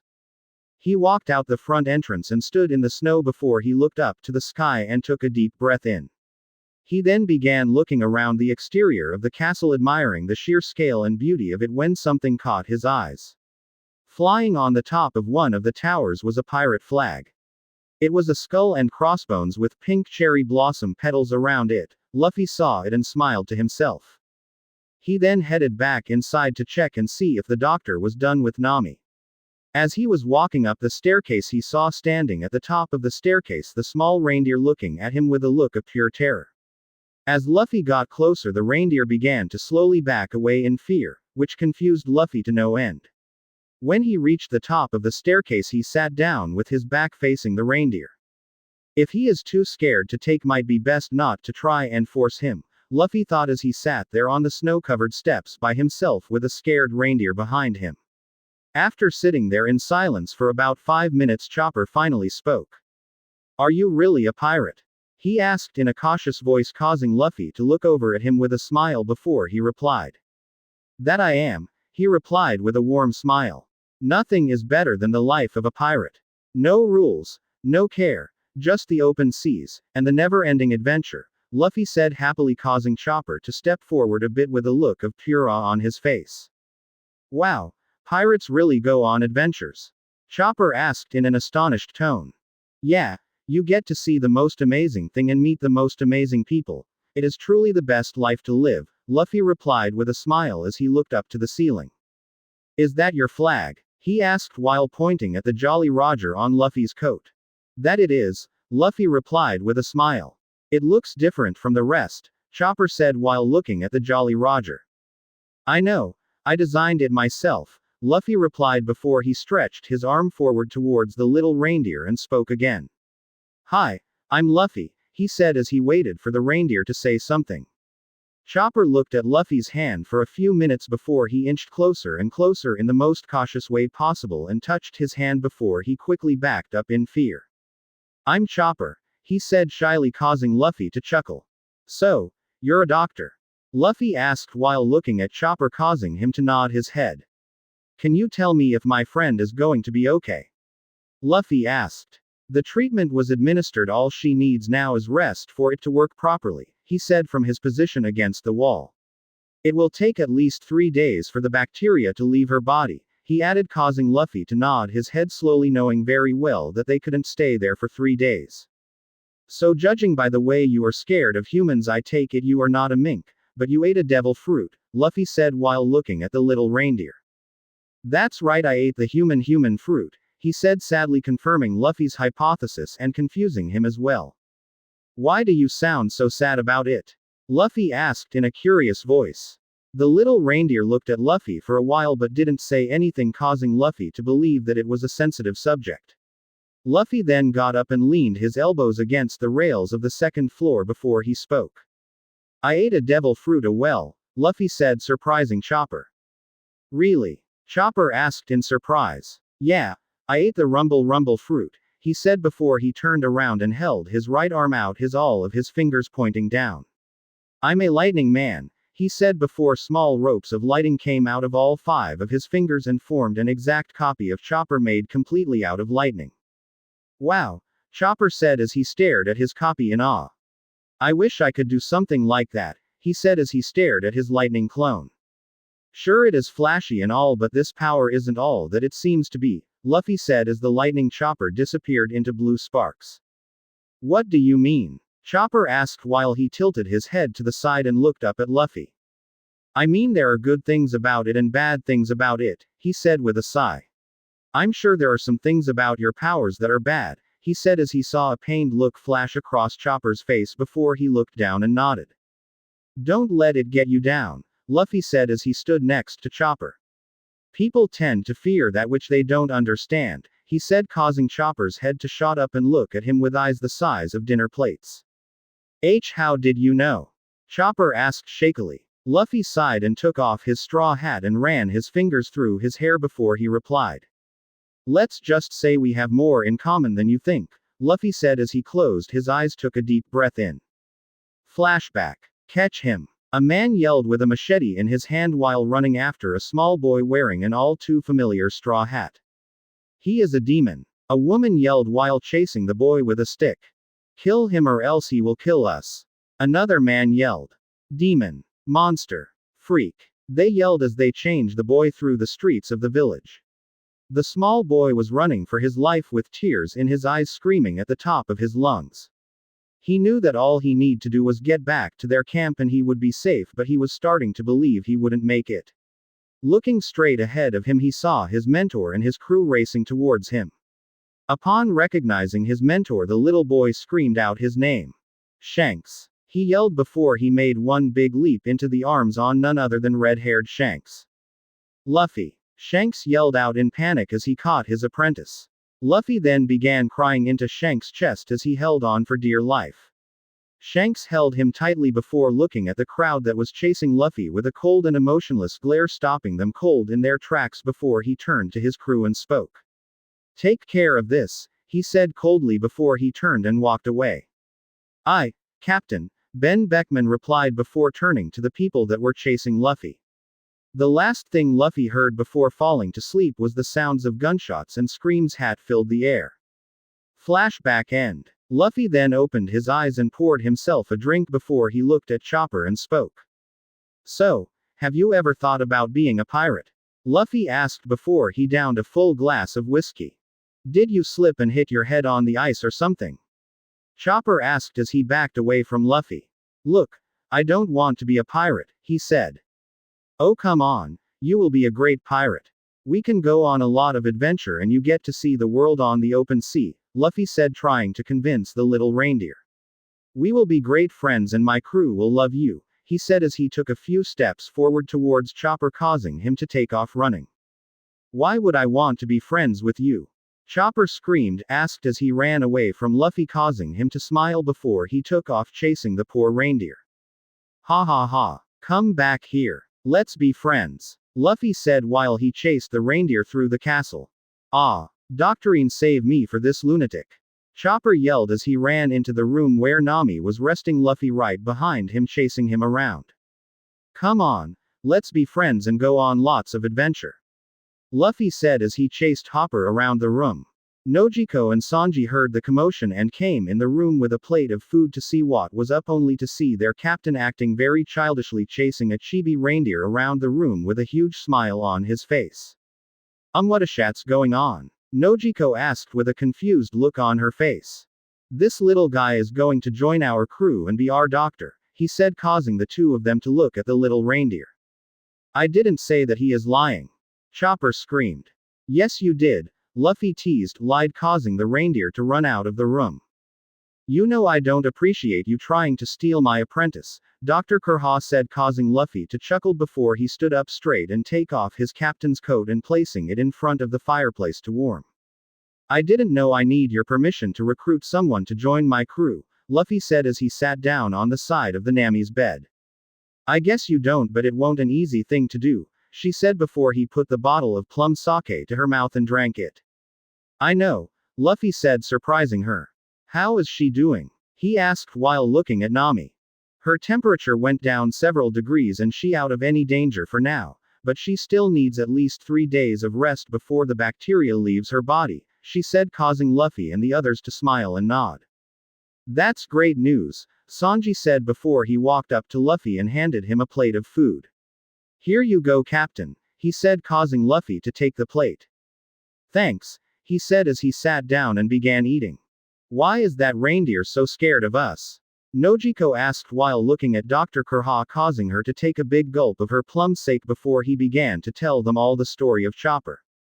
She told them about him being born with a blue nose and treated like an outcast, and how him eating a devil fruit made him more of an outcast not only to his own kind but to humans as well. She then told them about Chopper's relationship with the only human that didn't see him as a monster, a man named Drive Heroic. She told them about his dream to make cherry blossoms bloom on Drum Island in order to try and save the country and cure all medical illnesses. But unfortunately, the fairy tale story of two outcasts did not have a happy ending. I taught him everything I know, including medicine, she said in a sad voice while Luffy and Sanji looked on with a somber look on their faces and Nojiko wiped away a stray tear from her eye. Luffy hadn't realized it, but they were sitting there listening to the doctor's story for about just 3 hours. He was about to say something, but the voice of his panicking Chopper and his observation Haki stopped him. Doctorine! Doctorine! Chopper yelled as he ran into the room while Luffy jumped to his feet and looked out the window. So that bastard survived, he said as looked down at the 3 individuals standing in front of the castle. Doctorine, there is trouble, Chopper said in his medium-sized reindeer form. Wapol is back, he said with anger in his voice. Is her? She replied as she stood up and walked out the door with Chopper behind her.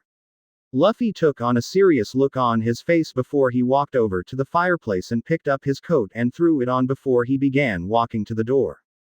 Sanji, you come with me, he said, causing Sanji to nod and follow Luffy. Nojiko, you stay here and protect Nami, he said, causing her to nod and take out her 3-section staff. Sanji and Luffy then made their way downstairs with a serious look on their face.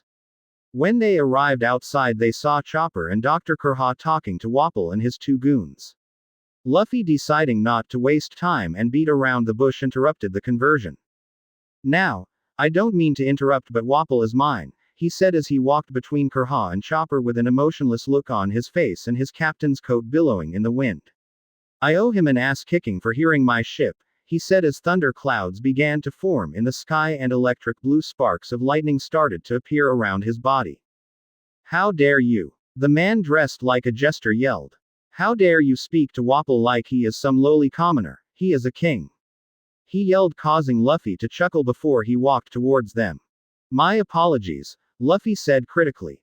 In that case I will give him a king-size ass whopping, Luffy said before he turned to Chopper and spoke.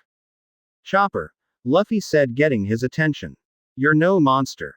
Allow me to show you what a real monster looks like, he said in a cold voice as he looked at Wapol while thunder boomed overhead. Luffy then turned his body into lighting and teleported himself right in front of Wapol with his right fist covered in haki before he buried it into Wapol's gut, sending him flying upward about 50 feet into the sky. Luffy then appeared to the right of Wapol while he was midair and delivered a haki and lightning-infused kick to his midsection, sending barreling towards the ground at impressive speed. When Wapol hit the ground, the impact created a crater at least 20 feet wide with a badly beaten and broken Wapol in the center. Wapol! The two men yelled as they watched their leader get handled so easily. And this is for Dr. Hiralik and the people of this country. Luffy yelled before he began descending towards the crater at the speed of lightning with both his legs coated in haki. Everyone watching only heard what Luffy said before faster than the blink of an eye he disappeared and reappeared in the crater, driving both of his legs into Wapol like a spear, causing the sickening crunch of his ribs breaking to be heard. He just beat Wapol like it was nothing, Chopper said as he watched on in awe at Luffy's power. I don't know why he asked me to come here if he plans on having all the fun, Sanji said grumpily. Amazing, Chopper said. You fool. Wapol is a member of the world government. They will have you killed for this. The jester yelled. Luffy looked over to the two of them with cold eyes before he pointed his index and middle finger at the two of them, causing two ropes of lighting to shoot out and wrap around their necks before Luffy grabbed onto the ropes and pulled as he increased the electricity, causing their heads to fly clean off their bodies. I could care less, Luffy said coldly as their headless body fell to the ground. He then began walking back to Chopper and the group before he stopped and turned and looked at Wapol's broken body. He then turned around and began running towards Wapol's body with his right leg covered in lightning before he delivered a lightning speed kick to the downed Wapol, sending him flying out of the country. He is not dead. I will explain why I didn't kill him in the author's note. Luffy then turned and walked towards Sanji again. As he walked past Drive Kurha, he stopped and spoke. This country is now under my protection, he said before he continued walked into the castle. Chapter 19. Birth of the Cherry Blossoms and an Alliance Acquired. So, I take it you had a run-in with Wapol before, young man, said Drive Kurha to Luffy while she stared at the two headless bodies. Luffy stopped walking towards the castle and turned and looked at her before he spoke. Yeah, that fat ass ate part of my ship and wanted our treasure, Luffy replied before he turned and walked towards the group. I sent him packing once, but it looked like he hadn't learned his lesson, and the fact that he was here meant he somehow got past my crew down in Bighorn, he said before he paused and narrowed his eyes before continuing. And that just pissed me off, he said in a cold tone, causing Drive Kurha to chuckle. Well, you're not hearing any complaints from me, he said as he pulled a bottle of plum sake from out of nowhere and drank it. However, I think my companion over here might have a few complaints, she said while pointing over to Chopper, who was staring at the two heartless bodies in shock. Luffy looked over at Chopper and chuckled in amusement. Chopper, hearing that they were talking about him, snapped out of his gazing and looked at Luffy. Chopper, I am sorry I stole your revenge from you, Luffy said as he walked forward and patted the top of Chopper's hat gently. But a pure soul like yourself shouldn't have to dirty your hands on scum like that, he said, causing a thin smile to appear on Dr. Kurha's face. And only chasing after revenge will only do more harm than good, he added, causing Chopper to nod his head slowly. Luffy then looked up and looked off to the right. I can sense a large group of people come here, he said, causing everyone to look in the direction of where he was looking. From what I can tell, there are a lot of them flying here, or maybe floating. Dot and my crew seems to be with them, Luffy added with a confused look on his face. Flying here? Sanji asked as he walked and stood beside Luffy. I don't know how to explain it, but they are pretty high up from the ground and are moving in this direction, pretty slowly I must add, he said. They must be using the rope I have tied to my old house, Dr. Kurha said, causing Luffy and Sanji to look at her and wait for her to elaborate a bit more. It is how Chopper and I get down the mountain. There is a man-powered pulley cart attached to the rope, so they must be using that, he said, causing Luffy to nod his head, understanding what she was talking about. After waiting for another 5 minutes, the group finally saw something started to rise up from the snow in front of them. It was an entrance exit made out of metal. After it raised up, a group of individuals stepped out of it and began looking around. The first person was a man dressed in the uniforms of one of Wapple's guard, causing Luffy to put up his guard and was getting ready to attack him, only to see the man had a full head of green hair and realized that it was his vice captain. Well, there is Zoro and the rest, Luffy said as he watched as every member of his crew stood behind Zoro. The group saw their captain and cook and started to smile before they began walking towards them. Hey Captain, Zoro greeted as he walked up to the group. Zoro, Luffy said, greeting his first mate. What are all of you doing here? I thought you were watching the ship, he said while looking at his first mate. Well, you see, I decided to go for a swim and do some exercises, but I got lost, he said, causing Luffy to sigh. Of course you did, he said with a sigh as he shook his head. I then ended up in some town when some army was attacking the village. I saw the guys were fighting, so I went and helped. After that, this Dalton guy wanted to come up here because some dude named Wapple was up here, Zoro said while pointing to a badly injured Dalton exiting the metal entrance. Speaking of which, one of you want to explain to me how Wapple got past all of you and even made it here in the first place, Luffy said with his arms folded and while looking at his crew. It's not our faults, Captain, Yosaku said while the rest nodded. Wapple and his 2 bodyguards disappeared in the snow. It was impossible for us to find them, he said, causing Luffy to raise his eyebrow. Yeah, Dalton said it's their personal fighting style. Apparently, they use the white snow as cover and camouflage themselves in it before they attack their enemies, Johnny added, causing Luffy to nod his head, understanding what they meant. Luffy, came the voice of Vivi, causing Luffy to look over at her. Is Nami okay? She asked in a worried voice. Luffy smiled before he replied.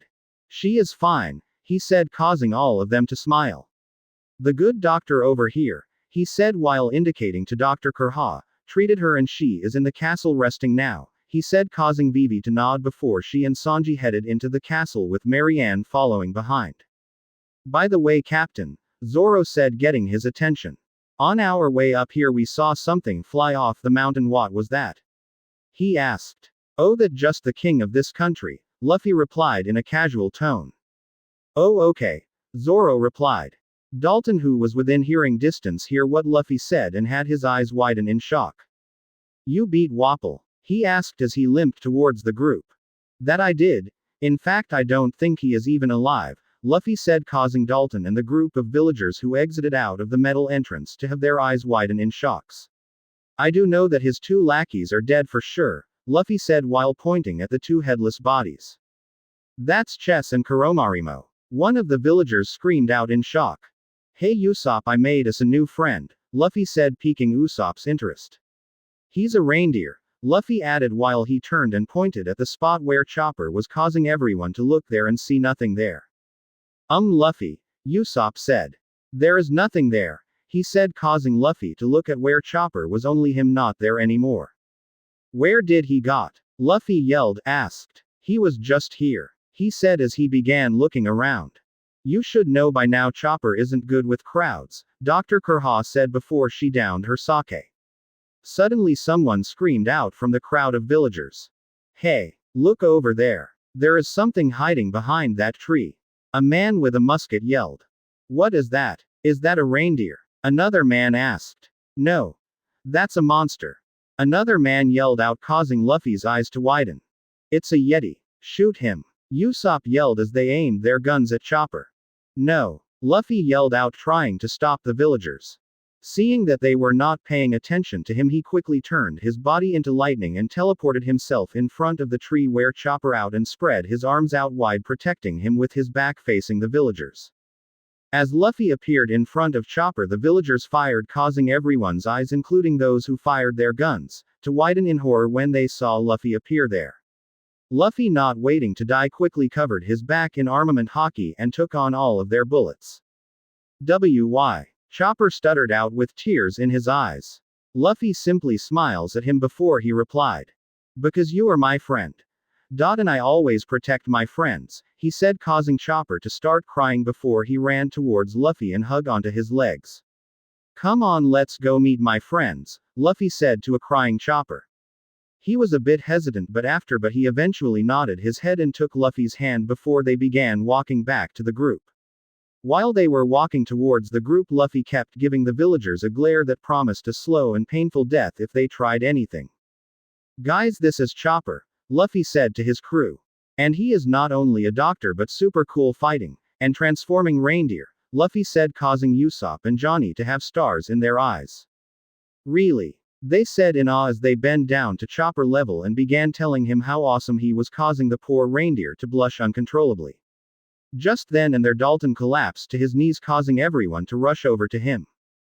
"Dalton, are you okay?" the villagers asked in a panic as they rushed to his side. "Take him to the medical ward. I'll fix him up," Dr. Kurha said all of the villagers before she headed back inside the castle. Luffy and the rest of the crew then headed back inside as well to check on Nami. When they entered the castle, they saw Nami begin dragged up the stairs by Dr. Kurha, while Vivi, Sanji, Nojiko, and Marianne laying on the ground with 2 large bumps on each of their heads. "I guess Nami tried to escape," Luffy said with a chuckle before following the doctor up the stairs. When they arrived in the room, Luffy went and braced against the wall while he watches the villagers carry an injured Dalton to a spare bed in the room by the drive. Kurha placed Nami back in her bed.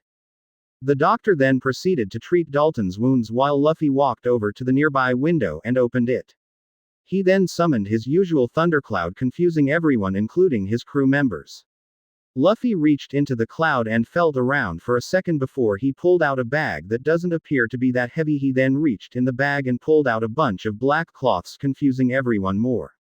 "What's that, Captain?" Nami asked from her position in the bed. "This is a bunch of copies of my flag I had made," Luffy said, causing her to nod her head even though she was still confused as to what he was going to do with them. Luffy then walked over to Dalton's bed and placed 7 of the flags on them before he spoke. "Hang these up around the country," he said, causing everyone's eyes to widen.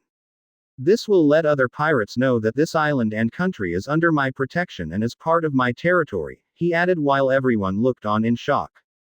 "Wait for a second," Dalton yelled from his position in the bed. "Even though we are grateful to you for taking care of Wapol for us, we cannot live under a pirate flag," he said while Luffy looked on with a bored look on his face. "This country is a part of the world government. They would never all this to happen," he said, causing Luffy to chuckle. "Being a part of the world government doesn't mean anything here," he said, confusing all of them once more. "Fishman Island is also a member of the world government and they are under the protection of Whitebeard." "So, how is this different?" Luffy asked as he folded his arms and leaned back against the wall. "And the fact of the matter is, you were part of the world government since before Wapol left this country to become a pirate, and even though he left he was still technically your king," Luffy said, causing an angry look to spread across the villager's face at the mention of Wapol's name. "And when he returned he revolted against him, he who is a member of the world government's Council of Kings. That would be taken as you trying to start a revolution against the world government, and I am sure you know how they would react," Luffy said, causing Dalton to look down in contemplation while the other villagers were trying not to believe what Luffy is saying. "How do we know what you are saying is the truth?" one brave villager asked, causing the captain of the Straw Hat Pirates to chuckle before a grim look spread across his face. "If you don't believe me then I could prove it," he said, causing everyone to look at him with interest, especially Vivi. "Have any of you here ever heard of a place called Ohara?" he asked, causing Dalton and Dr. Kurha eyes to widen while a few older villagers looked confused. "What about Ohara?" "They were going to use forbidden knowledge to destroy the world," a woman in her mid to late 40s said. You shouldn't believe everything you read, Luffy said with a sigh. All those people were doing was trying to learn the history of the world, and the world government killed every man, woman, and kill on that island, whether they were actually part of the group who was studying the history or not, Luffy said, causing his crew members' eyes to widen in shock along with a few of the villagers. No one said a word after hearing that. The entire room fell into a silence as they all tried to contemplate what they just heard. Hypothetically speaking, Dalton said, breaking the silence. If we do agree to your protection, what do you have to gain from this? He asked, causing Luffy to smile widely. Nothing much really, he said, causing Dalton to raise his eyebrow.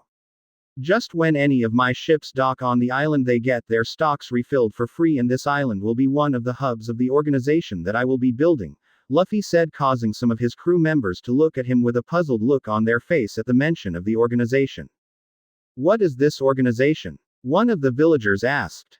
Think of it as a transport and distribution service of high-end artifacts and extremely rare products, Luffy said.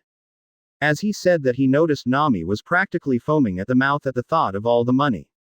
In exchange for all that, you will get my protection. Any pirate, marine, or anyone for that matter comes here and causes any trouble, all you have to do is give me a call and I will be here in a flash of lightning.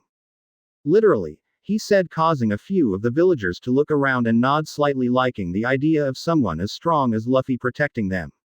And I recall you saying that this island once produced the best medicine in the whole Grand Line. Why don't we return this country to its once great glory?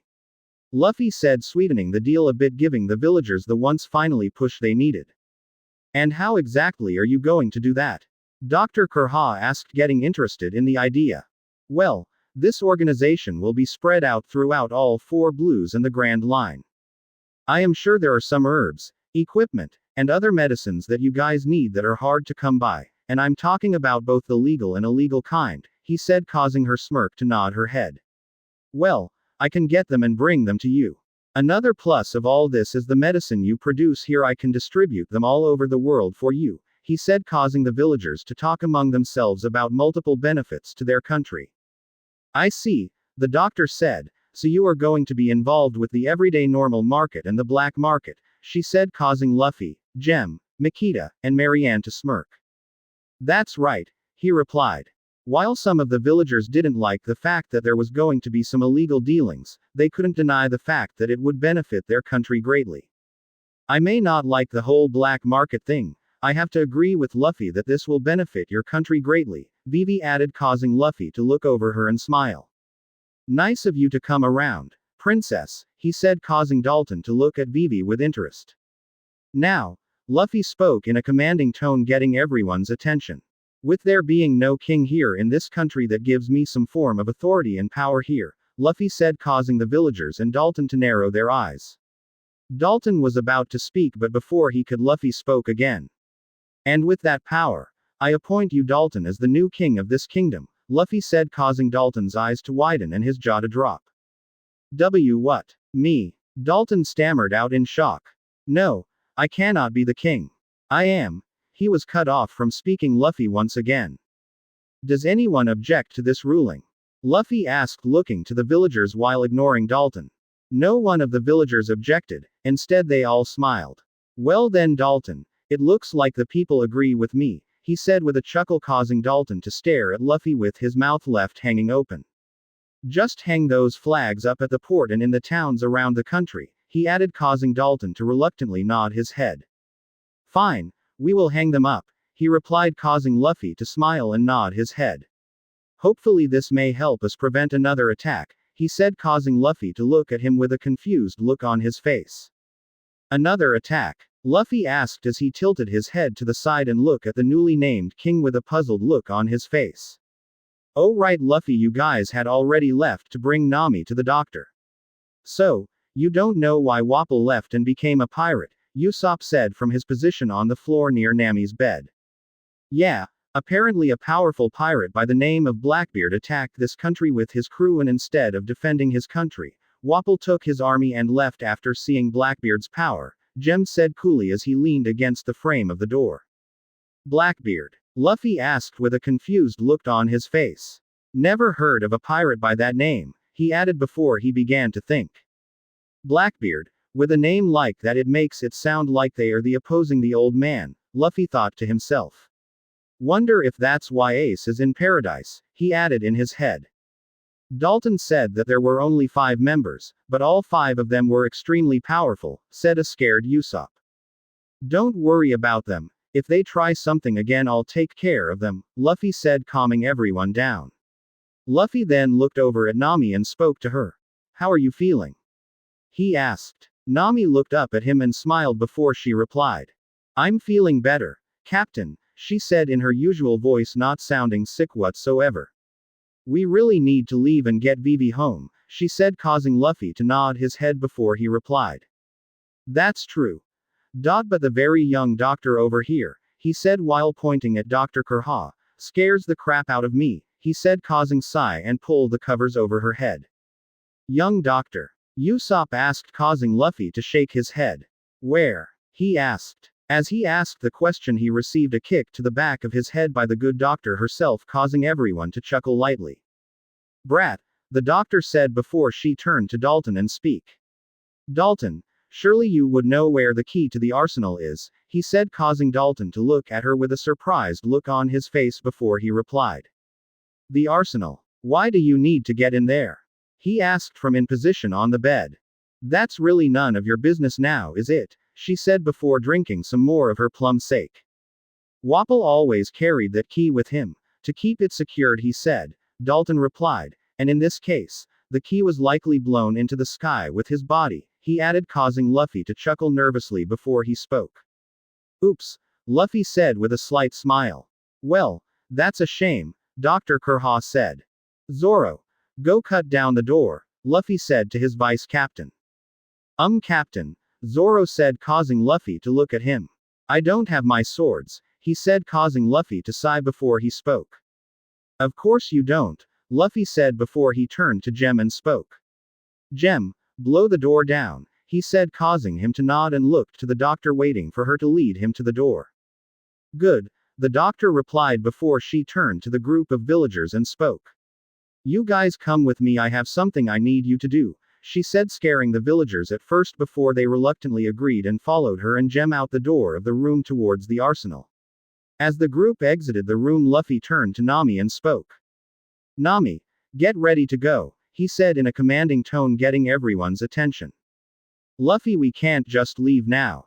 She needs her rest, Vivi yelled as she stood up from her stool. I know, but we are going to have a doctor on board, Luffy replied calmly, ignoring the fact that she just yelled at him. A doctor? Zoro asked with a confused look on his face. Who is our doctor? He asked. Our doctor is right there, he said while pointing to Chopper. What? Chopper said in surprise while looking up at Luffy. I can't join your crew, he said in a sad voice. Sure you can. It'll be a lot of fun, Luffy replied with a smile. I can't. I'm not a human. I'm a reindeer with antlers and hooves. Chopper screamed while Luffy looked on with the smile still present on his face. Maybe I do want to be a pirate, but I cannot ever be one of you. I'm not human. I'm a monster and I can't become a pirate or your friend, and I can't join your crew. He yelled with tears in his eyes. Everyone in the room looked on at the little reindeer with a sad look on their face. The girls were resisting the urge to run and hug the poor little guy. I just want to say thank you. I really appreciate you asking me to join your ship. That was really nice, so thank you, but I am going to stay here for now, and if you ever want you can stop by here again. And Chopper couldn't finish his sentence because he was interrupted by Luffy's voice. Oh, shut up and let's go, Luffy replied, said with a grin on his face, causing Chopper to start crying loudly before he ran out of the room. Most people don't make friends by telling people to shut up, Zoro thought as he looked on with a smile. Alright, let's go wait outside, Luffy said before he jumped up on the window and hopped on the thundercloud that he had summoned earlier. He then reached into the cloud and pulled out a medium-sized chest and opened it. When he opened it, everyone saw it was filled with transponder snails of all sizes. He took one and tossed it to Dalton before he spoke. If you ever need me, just push the button with the straw hat, Luffy said, causing Dalton to look down at the snail and see a number of buttons for dialing numbers before he finally spotted the button with a straw hat on it. Thank you. For everything, Dalton said with a smile on his face as he watched as Luffy's crew hopped out the window one by one. Don't mention it, Luffy replied. When everyone was on the cloud, Luffy gave it a mental command to lower itself to the ground before the thundercloud began to descend to the snow-covered ground below them. Nami, are you sure you are okay? Asked a concerned Usopp. I sure am, replied while giving him a thumbs up. I feel great, she said with a wide smile, causing his sister to smile as well. When the cloud got about 2 feet above the ground, it hovered in place, allowing everyone to hop off.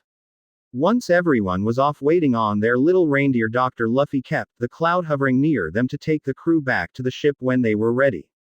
As they were waiting for Chopper, a few of Luffy's crew members started building snowmen while Luffy and his vice captain leaned against the thundercloud and were talking.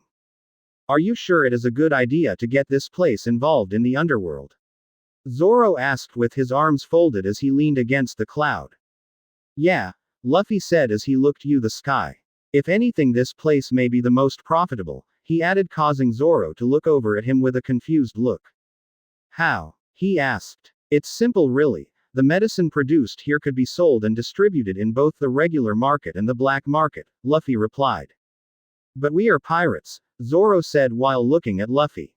We can't just sell medicine to hospitals or wherever, he said, causing Luffy to nod his head in agreement. You're right. That's why this organization won't be tied back to us, he said, causing Zoro to look at him with a puzzled look on his face. He was about to voice his confusion, but before he could speak, Luffy spoke once more. I will be leading this organization under an alias, he said, causing Zoro to understand how things were going to happen in the organization. I see, he said before looking at the rest of the crew, mainly the 3 new recruits from Little Garden. And I take it those 3 are going to be acting as your officers in this organization? Zoro asked while looking at the 3 former Baroque Works agents. Yeah, and whoever else is powerful enough command a ship, Luffy said with a sigh. Zoro was about to say something else, but before he could speak he was interrupted by a lot of screams coming from the castle. What's going on? Nami asked as she looked at the doorway of the castle. There is a lot of noise coming from the castle, she said. Luffy then pushed off from the cloud and looked to his crew before he spoke. Quick, everyone gets on the cloud, he said with haste, confusing all of them. What? Why? Vivi asked as she stood up.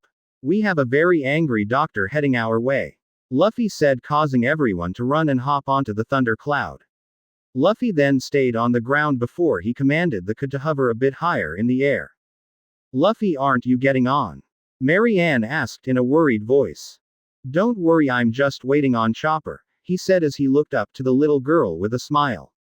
Luffy then turned back to the castle and saw Chopper running towards them full speed while pulling a sled with a very angry doctor chasing him.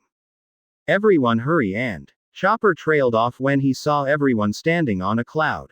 Come on, Chopper, hurry, Luffy said, causing him to pick up the pace and run towards Luffy. Luffy then gave a mental command to the cloud to expand its size as he grabbed onto Chopper and the Celd before turned his body into lightning and teleporting them onto the cloud safely away from the angry doctor. As they appeared on the cloud, Luffy commanded the cloud to take off towards the ship and away from the angry doctor who was throwing spears at them. A little help here, guy, came the pained voice of Usopp as they were flying away, causing everyone to look for him only to not see him anywhere. Huh, where are you, Usopp? Asked Sanji as he looked around. Down here, came his pained voice once again, causing everyone to look down and see their poor sniper being crushed under Chopper's sled. Vivi and Makita immediately went down and pulled Usopp off the sled while Luffy just chuckled and shook his head. He then turned towards his ship's new doctor only to see the little blue-nosed reindeer standing on the cloud looking at the slowly shrinking castle in the distance with a sad expression on his face. Luffy then put his hand on Chopper's head, causing the little reindeer to look up at him with tears building up in his eyes. Luffy then gave him a warm smile as the crew looked on with an equally warm smile. Suddenly everyone's warm smiles turned to panic as the sound of cannon fire filled the air, causing Luffy's face to take on a serious look. Are those cannon fire? Asked Jem as he looked around to see where they are coming from. It's coming from the castle, Usopp said while looking at the fading castle in the distance. They're not shooting at us, are they? Vivi asked in a scared voice. No, we could have seen explosions if they were, Jem replied coolly. Luffy then slowed the cloud down before bringing it to a full stop as he tried to figure out what was going on. Are they under attack? Luffy asked himself. The country was now under his protection, so if they were under attack he would need to go help. Is that old coot attacking us? He thought to himself as he looked around. Then suddenly the cannon fire stopped and 10 seconds later a bright pink light appeared in the skies above the castle, causing everyone's eyes to widen. The next thing everyone saw was a pink smoke light surround the Drum Rockies, causing Luffy's serious expression to change into a smirk before he looked over at Chopper and only to see the little reindeer staring up at the pink smoke with tears in his eyes. A fitting send-off, don't you think? Luffy said to the little reindeer as pink snow began to fill from the sky. Chopper couldn't contain it anymore. He looked up at the pink snow and let out a cry. Doc Tor RRRR. He screamed with tears in his eyes. It's beautiful, Nojiko said as she stretched out her hand and caught a pink snowflake. Indeed, Johnny said as he and Yosaku stared up at the sky. It's like a bunch of cherry blossoms, Zoro said from his position sitting on the cloud. Luffy then commanded the cloud to continue its way towards the ship. After flying for another 5 minutes, the crew finally arrived above the ship docked in the waterway. The cloud lowered itself on the main deck of the ship, allowing everyone to get off. Johnny and Yosaku helped Chopper take his sled off the cloud and detach it from him before the little reindeer walked to the side of the ship and stared up at the Drum Rockies, admiring the beautiful scene before him. Your dream came true, Doctor, Chopper thought as he caught a snowflake. Now I am going to make my dream come through, he thought with conviction. Deciding to leave the little reindeer to himself for a while, Luffy looked to his crew and gave out orders. Prepare to set sail, Luffy yelled out in a commanding tone as he walked up to the upper deck where his thundercloud was waiting for him, transformed into a throne after everyone got off. He sat down on his throne and took out a glass and poured himself some whiskey before he gave out some more orders. Hoist the anchor, he yelled, causing Johnny and Yosaku to run towards the front of the ship and raise the anchor. Now, release the sails, he said, causing Usopp and Jem to untie the sails, causing it to catch the wind. As the sails caught the wind, the ship began moving forward, sailing out of the waterway, leaving the first island under Luffy's control behind. As they were sailing away, Sanji, Zoro, Vivi, and Nami came walking towards Luffy. Should I beginning preparing dinner? Sanji asked, causing Luffy to nod his head before he spoke. Prepare a feast. Let's welcome our little doctor the right way, Luffy said, causing all of them to smile. As you wish, Captain, Sanji said before he walked off to the kitchen. Nami was about to speak next, but a scream from Chopper interrupted her, causing everyone to look in the direction of Chopper with a panic look on their face and causing Luffy to immediately teleport to Chopper location with a panic look on his face as well. What's wrong? Who I got to kill? Luffy asked as he appeared next to Chopper while looking around for an enemy. What? No, I was in such a hurry I left my medical bag behind, he said in a worried voice. Luffy heard that and relaxed his guard and was about to speak, but Nami spoke before he could. Your bag? She asked while looking down at Chopper. But isn't this it? She asked, holding up a little blue backpack. Huh, that is my bag. How did you get it? Chopper asked as he took the bag from Nami. I found it in the back of the sled, Nami replied. Huh, how is that? Chopper asked with a confused look on his face. What do you mean? Nami asked while looking at Chopper. Weren't you the one who packed the sled? She asked. Chopper looked up at her and thought about it for a second before his eyes began to tear up, causing Luffy to chuckle softly. Guess the old lady doesn't like long goodbyes, he said before he began walking back to the upper deck with a smile on his face. Nami, Luffy yelled while walking up the stairs, getting her attention. Set our course to Alabasta, he said before sitting down on his throne with a glass of whiskey in his hand and his vice captain standing off to his right with his 3 swords strapped to his waist. Aye aye, Captain, Nami yelled before yelling out orders to the crew. Enjoy it while it lasts, cause your days are numbered. Crocodile, Luffy thought to himself as he stared off into the horizon. Chapter 20. Journey to Alabasta and Grand Line Pirates. It has been about 3 days since the crew left the Drum Kingdom. Luffy was currently sitting on the figurehead of the Going Merry with Chopper sitting beside him staring off into the horizon. The rest of Luffy's crew were all at different parts of the ship doing their own thing. Nami, Nojiko, and Marianne were sitting on lawn chairs at the rear deck enjoying the nice weather that they were experiencing. Zoro, Sanji, Jem, and Usopp were on the main deck playing cards. Johnny was up in the crow's nest looking out. Makita and Yosaku were fishing, and Vivi and Karoo were sitting on the bow looking out at the sea with Luffy and Chopper. After they left the Drum Kingdom, the entire crew partied all night celebrating their new crewmate. The 2 days that followed, that was the crew showing Chopper around the ship and teaching him how things work, but out of everything that Chopper was experiencing, the one thing that he couldn't seem to get enough of was staring out into the ocean. Wow, Luffy, Chopper said in an astonished voice. The sea seems to go on forever, he said as he brought his hand up above his eyes as he looked out into the horizon. Yeah, the sea is pretty big, Luffy replied in a nonchalant tone as he poured himself a glass of whiskey.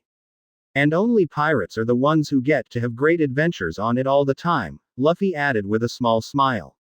Incredible, Chopper said with stars in his eyes. Being a pirate must be really great, he added, causing Luffy to chuckle before he replied.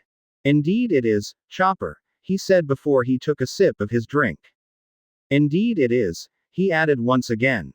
Luffy then got up and hopped over Chopper and landed on the deck of the bow next to Vivi, all without spilling a single drop of his whiskey. Luffy then turned his crew and spoke. All right, listen up, Luffy yelled out as he walked forward and looked down to the main deck, getting everyone's attention. We are going to be arriving in Alabasta soon, so this is no time to be slacking off, he said, causing Chop to hop of the figurehead and come stand beside him. What's Alabasta? Chopper asked while looking up at Vivi. Alabasta is the country that Vivi's father rules over, Luffy said before he began making his way down to the main deck with Chopper, Karoo, and Vivi right behind him. Yeah, except there is this guy named Crocodile trying to take over the country, Usopp added as him and the guys put down the cards and were paying attention to Luffy. And to make matters worse, he is a member of the 7 warlords of the sea, Nojiko added as she, Nami, and Marianne come down from the main deck. Who are they? Chopper asked with a confused look on his face. They are pirates who were given authority by the world government, Luffy said as he leaned against the side of the ship. The governments actually support pirates? Chopper asked in a surprised voice. It sounds weird, but you see, the 7 warlords of the sea are 7 powerful pirates who go around defeating other pirates one by one, and that's why the government supports the warlords, Luffy said, educating his crew on the 7 warlords. The idea is to have the pirates get rid of all the other pirates, he finished, causing Chopper to nod his head showing he understood. Crocodile is considered a hero back home, Vivi said, causing everyone to look over at her. He defeats all the pirates that attack Alabasta, however. His good deeds only appear good on the surface, but under that, he is an evil man, she said with an angry look on her face. He's a pirate, Luffy said in a deadpan tone. In truth, he is manipulating the citizen of Alabasta to cause a civil war so he could take over the country, Vivi said, ignoring Luffy. Relax, princess, Zoro said as he stood up and walked towards his captain. I don't care if this crocodile is a warlord, he isn't beating my captain, Zoro said, causing Luffy to chuckle while everyone but Chopper smile. Don't you think you guys are taking this too lightly? Quote. Vivi yelled with an angry look on her face. It absolutely pissed her off at how relaxed they all were. In her head, they didn't truly understand the power of a warlord. Sure, Luffy was powerful, but he was not warlord powerful in the eyes of Vivi. Luffy may be powerful, but this is a warlord we are talking about. These are pirates that the world government deemed powerful enough to work for them. Don't you all understand that? Vivi yelled, asked as she looked at them with an angry look on her face. Calm down, Vivi, or you'll give yourself a stroke, Nami said as she walked and stood beside Vivi. And besides, Luffy was a member of a Yonko's crew. So this is pretty much a walk in the park for him, Nami said, causing Luffy to nod his head in agreement with part of what she said. She was right, it was a walk in the park for him, but not because he was part of a Yonko's crew, but because he was simply really powerful. There were a bunch of people who were part of an emperor's crew that couldn't take on a warlord, so simply being a part of an emperor's crew doesn't make you powerful, you have to be powerful on your own. Yu was a member of one of the emperor's crew. Vivi asked while staring at Luffy with a disbelieving look on her face. Luffy simply sighs and nodded his head. He was starting to get really tired of this princess. If it wasn't for the fact that they had a deal, he would have tossed her overboard a long time ago. You keep on underestimating me, princess, Luffy said with a sigh.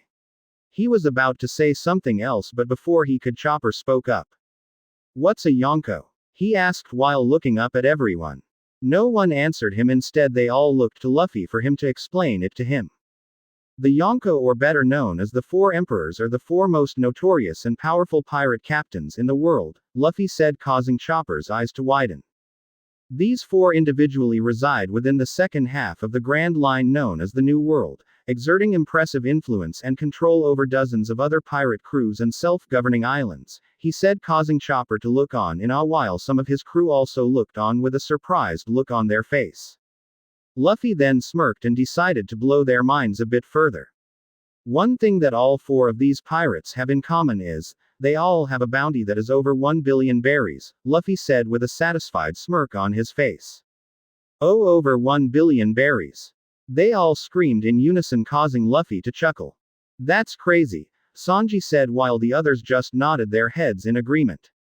The four of them make up part of the three great powers, Luffy said, causing some of the surprised faces to morph into a confused look. Three great powers? Vivi asked with a confused look on her face, causing Luffy to nod his head. What's that? She asked while looking at Luffy. I've heard that term used before, but I never knew what it means, Jem said from his position on the ground. Yeah, I think I had it too during my bounty hunting days, Zoro added from his position beside Luffy. The three great powers are the three greatest military forces on the oceans. It is made up of the Navy, the 7 warlords of the sea, and the 4 emperors, Luffy said, earning everyone's full attention. The three powers exist in a delicate balance of power in the world. If this balance gets disrupted, the world itself could descend into anarchy, and the balance itself very fragile, as the loss of even one key member like an emperor or a warlord would throw the balance off, Luffy said, causing everyone to nod their heads, showing they were understanding what he was saying. So let's say one of the emperors were to die, what would happen? Nami asked with a curious look on her face. You got to remember that each of the emperors has multiple islands under their protection, control, and the more territories you control, the more influence and militarily strength you have, Luffy said, pausing to see if she understood. If one of emperors were to die, then all of his territories would be up for grabs, Luffy said, causing her to a look of realization to flash across her face. And from there they start fighting for the territories, she said, causing Luffy to nod his head. I understand now. Wow. That's crazy, she said, causing Luffy to chuckle. Luffy was about to say something else to the rest of the crew, but a shout from the crow's nest stopped him and got his and everyone else's attention. Captain! Johnny shouted, getting their attention. Pirate ship coming our way. He yelled while pointing off to the left of the ship, causing Luffy to turn around and look while everyone else got up and waited for their orders. All hands prepare for battle. Luffy yelled out, causing everyone to run and get ready for a fight while Zoro stood by his captain's side as he tied his bandana around his head. Luffy then looked at Chopper, who didn't know what to do with himself, and spoke. You are about to experience the life of a pirate, Chopper, Luffy said with a smile before he hopped up onto the side of the ship and folded his arms as he watches the pirate ship approach them. As the ship got close, it pulled up alongside the Going Merry. A man who clearly the captain of the ship spoke. Surrender all your treasure or else you will feel the wrath of the Hellhound pirates. The man yelled, causing Luffy to raise his eyebrow. Luffy then looked around the ship and saw every person on the ship was wearing a shad shaped like a dog's head. And who might you be? Luffy asked in a bored tone. You don't know who I am? The man asked, sound extremely surprised that Luffy didn't know who he is. I am Jiro Kurosawa, the Bloodhound from Hell, Jiro said proudly. Jiro looked to be in his late 30s, he was shorter than Luffy, only standing 6 feet tall with brown hair and blue eyes. He was well built with quite a bit of muscle on him, with a tattoo of his Jolly Roger, a dog's skull with 2 crossbones, on his left bicep. All in all, Luffy was anything but impressed. Never heard of you, Luffy replied, causing him to deject slightly. I was going to let you keep your lives, but now I want you all dead. Jiro said in a menacing tone. Luffy simply shook his head and turned his back to the pirate and hopped off the side of the ship back onto the deck. You're not worth my time, he said as he walked away to the upper rear deck. They're all yours, guys, just make sure you don't kill any of them, Luffy said to his crew. Aye aye, Captain. They all replied before they leapt off from the Going Merry and onto the Hellhound pirate's ship. Usopp stayed on board and was currently sniping people out with his slingshot from up in the crow's nest. Luffy sat down on his throne and poured himself a glass of whiskey before he turned his attention over to the pirate ship to see how his crew were handling the situation. When he looked over, he saw Zoro was fighting against the captain of the pirate ship while everyone else was handling the rest of his crew. Zoro had all 3 of his swords drawn while Jiro transformed into a rather big dog. Luffy assumed that the man ate a zone-type devil fruit and judged from his moniker it was the dog fruit, model Bloodhound. It was an okay devil fruit in Luffy's opinion, but it probably couldn't do much in terms of combat. Deciding to find out whether he was right or wrong, he decided to pay attention to Zoro's fight. Zoro versus Jiro. Zoro stood across from the pirate, now transformed into a giant dog man who was looking at him while slobber dripped from the side of his mouth. When I'm done with you, I'll go pay that little captain of yours a visit and show him just happens to people who mess with the Bloodhound from hell. Jiro yelled before he dashed forward towards Zoro on all 4s. He was running faster than what any ordinary person could track with their eyes, but sadly for him, Zoro wasn't any ordinary person. Jiro appeared off to Zoro's right and tried to swipe at his midsection with his claws, only to have Zoro block the slash with his kidetsu with ease. Is that all? Zoro asked as he held off the man's claws. Because if this is it, you honestly stand no chance against the captain, he added before he pushed the man off his sword. Why you? Jiro growled in frustration before he dashed forward once more, this time trying to bite Zoro. The first mate of the Straw Hat crew saw the attack coming a mile away and sighed. It's useless, I'll just end this, Zoro said before he took on a serious look on his face and got into battle stance. Onigiri! Zoro shouted as he stepped forward, slashed with all 3 of his swords while completely evading the bite from the giant Bloodhound. Jiro stared off the ship into the open ocean with his eyes widen in shock at what just happened. He blinked a few times as he heard the sounds of swords being sheathed. It wasn't until 3 simultaneous clicks of the hilts of the swords touching their scabbards was head that pain struck through his body and blood sprayed from 3 carefully placed cuts, causing him to fall face forward onto the deck of his ship. When he fell forward, he realized there were a few things that felt off. First, he was still alive, barely, but still alive nonetheless. And secondly, he didn't hear his crew's cry of shock or rage that their captain had just been cut down. He used as much strength as he could muster at the moment to turn his head to the side and look for his crew, and what he saw shocked him to the core.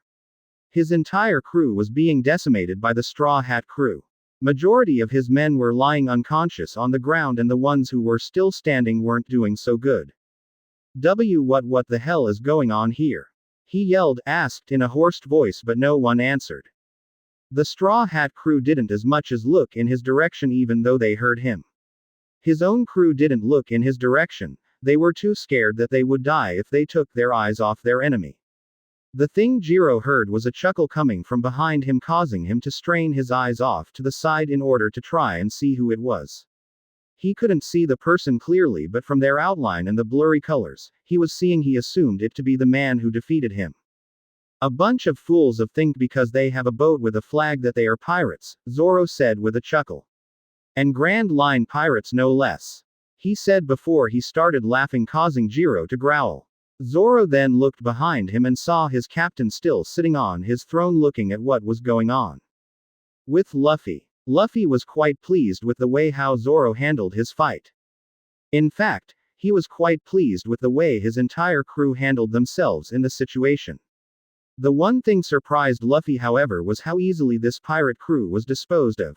He was expecting them to put up more of a fight, giving him a chance to truly see each of his crew members' fighting capabilities, but that wasn't the case.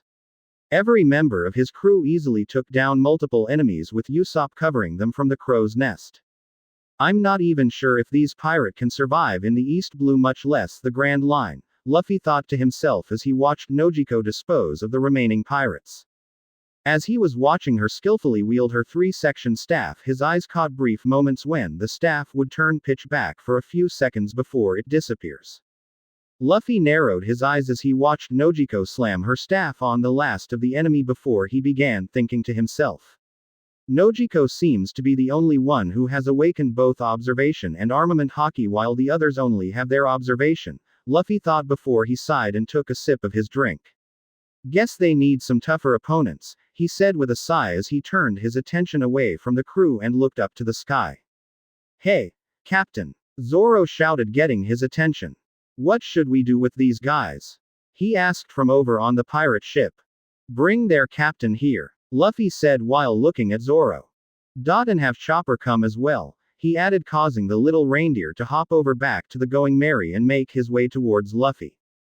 Johnny and Yosaku walked over to the downed pirate captain and picked up and dragged him to their captain. When they arrived on the upper rear deck of the Merry, they threw him face first at Luffy's feet, while the rest of Luffy's crew made their way over as well, wanting to see what their captain was planning. Luffy looked at the downed man with an emotionless look on his face before he turned to Chopper and spoke. Patch him up, Chopper, Luffy said, surprising everyone and causing Jiro to growl. I don't need your pity. Jiro lashed out at Luffy while scaring Chopper at the same time. Luffy just looked at the bleeding man with the same emotionless look on his before he kicked the downed man right in the face, knocking him over onto his back. I'm not someone who is known for letting my enemies live. But I am going to let you live, Luffy said before he took a sip of his drink. So, you will take whatever pity I give you, or I'll just toss you into the sea to die a slow and painful death, Luffy added in a menacing tone, scaring the crap out of Jiro. There's the captain we all know and love, Zoro thought in his head as he walked and stood beside Luffy. The past few days since the crew left the Drum Kingdom, the entire crew noticed their captain seemed to have mellowed out a bit and was smiling more than usual. They had all knew it was just Luffy trying to ease Chopper into the life of a pirate, but Zoro honestly preferred the more serious Luffy. In his mind, that is how a captain of a ship should be. Patch him up, Chopper, Luffy said in a commanding voice, causing the little reindeer to nod his head and cautiously walk over to Jiro with his little medical kit and began treating his wounds. After Chopper finished treating Jiro's wounds, Jiro was now sitting in front of Luffy's throne, staring up at the Thunder Demon with a confused and angry look on his face. Jiro, you and your crew are extremely weak, Luffy said, causing the Mad to growl and grit his teeth. So, I am going to make you an offer, Luffy added, surprising everyone. What kind of offer? Jiro asked in a shocked and slightly frightened voice. Join my fleet and sail under my flag, Luffy said, surprising everyone once more, but none more than Jiro. You may be weak, but you may have some use to me and my organization, Luffy said, causing his crew to understand why he was doing what he was doing. What organization? Jiro asked with a confused look on his face. An underworld crime syndicate, Luffy said, causing his eyes to widen and his jaw and hang open slightly. All you have to do is work for me in the black market and I can make you famous and rich beyond your wildest imagination, Luffy said, sweetening the deal for the man. I don't know, Jiro said, sounding slightly apprehensive to the idea. I see you are still a fool, Zoro said from his position next to Luffy. What are you talking about? Jiro asked angrily while looking at the green-haired swordsman. You are thinking about this offer as though you have a choice whether you want to accept it or not, Zoro said, causing Luffy to smile while Jiro looked confused. What do you mean? He asked, sounding scared. You fool, Sanji added as he lit a new cigarette. Either you accept and join the fleet, or we rob your ship of all the food and money before we break off your rudder and leave you here in the Grand Line at the mercy of nature, Sanji said in a bored tone, causing Jiro's eyes to widen before he snapped his head back around to Luffy. Is that true? He asked while looking at Luffy, causing him to chuckle. More or less, Luffy replied nonchalantly. Jiro thought about the idea long and hard for 5 minutes before he gave Luffy his reply. Very well. I'll join your fleet, Jiro said, causing Luffy to smirk. Smart choice, Luffy replied before he got up from his throne and walked to the side of the ship and looked over at the Hellhound pirate's ship. Get your men ready and prepare to sail to Alabasta, Luffy said in a commanding tone before he turned and looked the three former Baroque Works agents and spoke. You three go with him. You know what to do once you get to Alabasta, Luffy said before he walked back over to his throne and reached into the cloud. He then pulled out a transponder snail and handed it to Jem before he spoke again. Contact me when everything is all set, he said as he handed the snail over of Jem. Aye, Captain, Jem replied before he hopped onto Jiro's ship. Luffy looked at Jiro, who was still trying to process everything that going on around him, and spoke.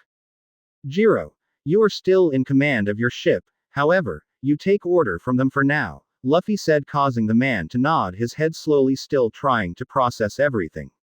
Marianne and Makita walked over to Kuro and helped him over to his ship. As they were walking over to his ship, Luffy spoke once more. Those three will fill you in on what's the plan once you reach Alabasta. After you guys finish that, you will wait for my orders on how to proceed, Luffy said, causing the four of them to nod their head. Oh, and Jiro, Luffy said, getting his attention. Add a straw hat to that flag, he said while pointing at Jiro's Jolly Roger. Jiro looked confused for a bit before he turned and looked up Luffy's flag. He looked at it for a few seconds before his eyes widened in horror and he started to sweat slightly. Why you? You're the Thunder Demon. Straw Hat Luffy. Jiro screamed out in fear and shock, causing his crew member who was unconscious to jump to their feet with their eyes the size of dinner plates. You didn't know that? Nami asked in a surprised tone. Jiro shook his head saying no.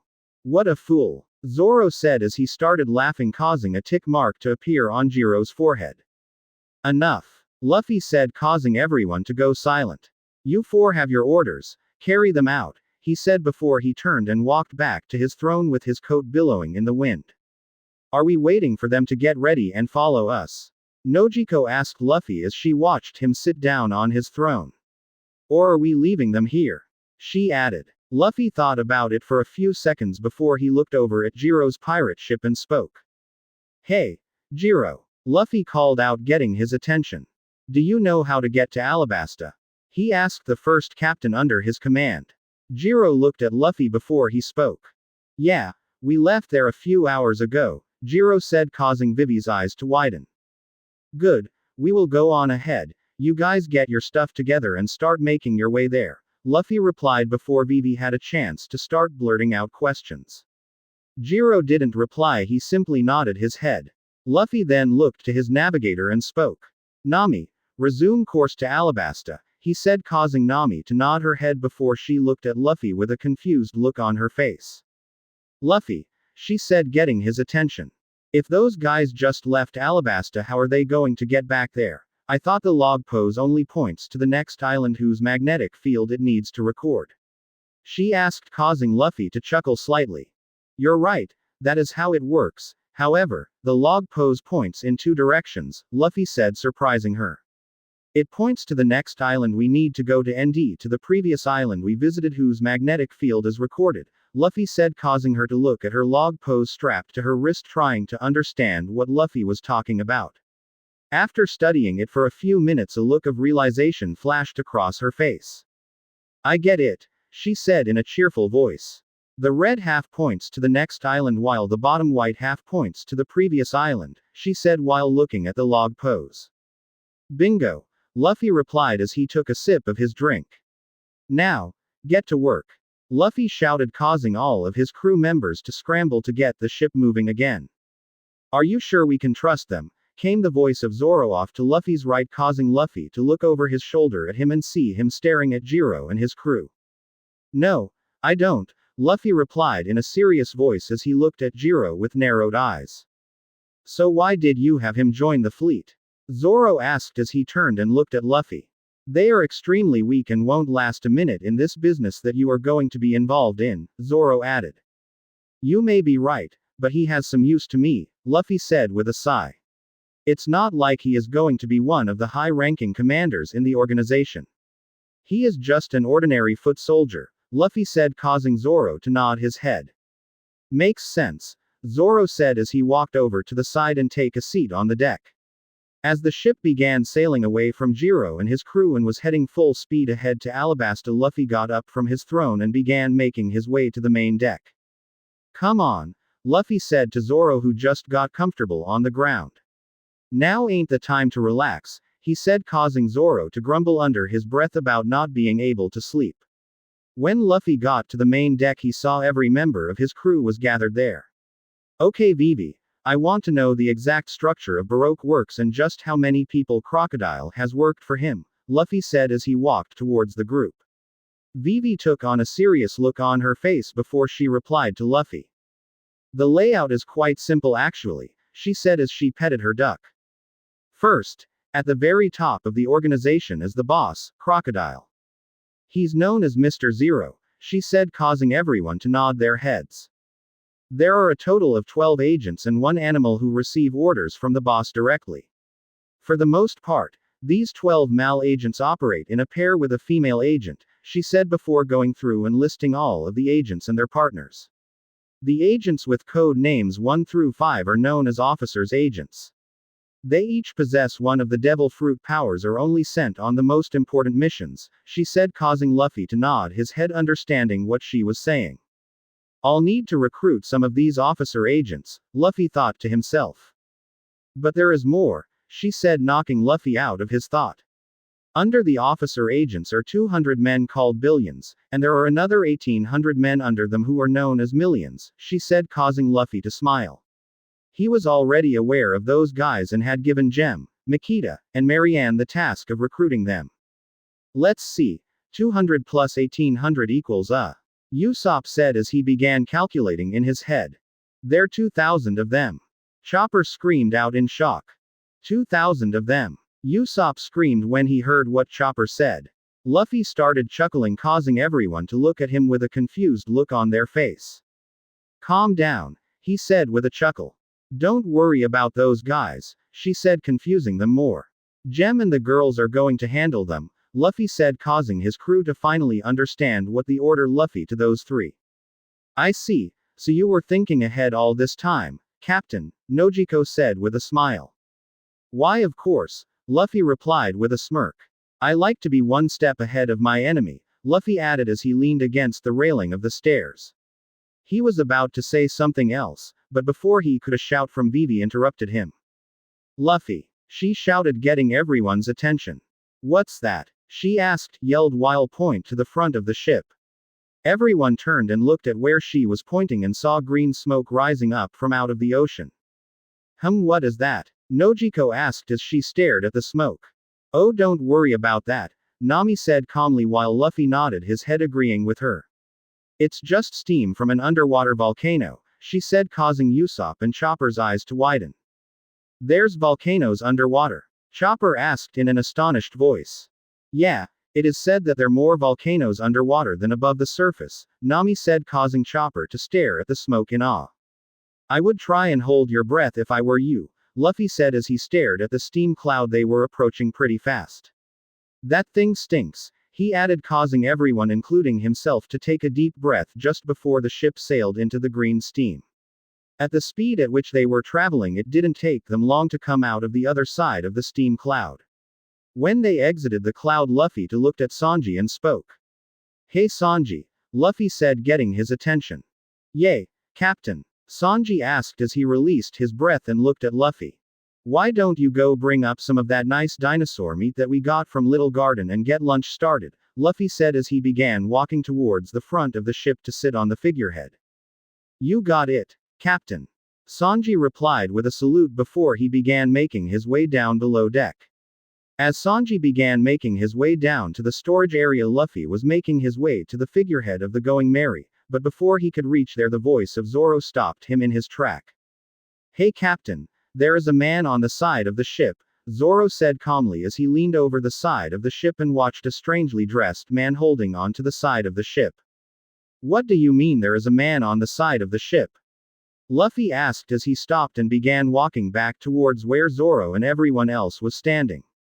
When he got there, he leaned over to see this man that was hanging onto his ship. Would you look at that? There actually is a man on the side of the ship, Luffy said as he stared at the strange men with a bewildered look on his face. You have to help me please. The man pleaded with the crew, causing everyone to raise their eyebrow at him. You can't let me fall in the water. I ate a devil fruit so I can't swim. The man cried with a pleading look in his eye. A devil fruit you say? Luffy asked in a bored tone as he looked at the man. Yes, that's right, a devil fruit, he said, causing Luffy to nod his head before he looked at Johnny and Yosaku. Pull him up, he said to the bounty hunting duo, causing them to salute and pull the strange man aboard. When they pulled him up, the man flopped down onto the deck of the ship and began breathing heavily while everyone moved away from the side of the ship and positioned themselves at different parts of the deck to be able to defend the ship effectively if necessary. Man, I thought I was going to die there for a second, the man said between breaths as he sat on the ground. Luffy walked over to one of the barrels on the deck and sat down on top of it before turning his attention to the strangely dressed man. Hey, you saved me, thanks, the man said as he bowed slightly to Luffy and the crew. I never imagined that my life would be saved by a group of complete strangers, he said in a relieved tone. So what kind of devil fruit you ate? Luffy asked as he placed his right leg up on the barrel that he was sitting on. Well, let's see. Seeing as how I can't go anywhere until my ship picks me up, I don't see the harm in having some fun, the man said as he stood up. Everyone immediately placed their guard up and stared at the man. The man walked up to Johnny and smacked him in the face, causing Johnny to fall back and everyone else spring their weapons and take up the battle positions. Well, everyone except Luffy was still sitting on the barrel with an emotionless look on his face. Why you? Yosaku and Zoro said in anger as they got ready to attack the man. Now, there is no need for all of that, came the voice of Johnny from where the man was standing, causing everyone including Luffy's to widen in shock. We're just having fun, the man said happily as he moved his hands away from his face only to reveal a perfect copy of not just Johnny's face, but also his voice and his body. The clone fruit, Luffy thought as he stared at the man with a surprised look on his face. Now he can prove to be useful, Luffy added in his head with a smirk on his face. What the hell? Johnny said from his position on the ground. It's me, Johnny said as he stared up at a perfect image of himself in every way except for the clothes that he was wearing. And if I touch my face with my left hand, the man said in Johnny's voice as he touched his face with his left hand. I am back to normal, he said as he returned back to normal. Now that is the power of the clone devil fruit you see, he added, causing everyone to look at him with an astonished look on their face.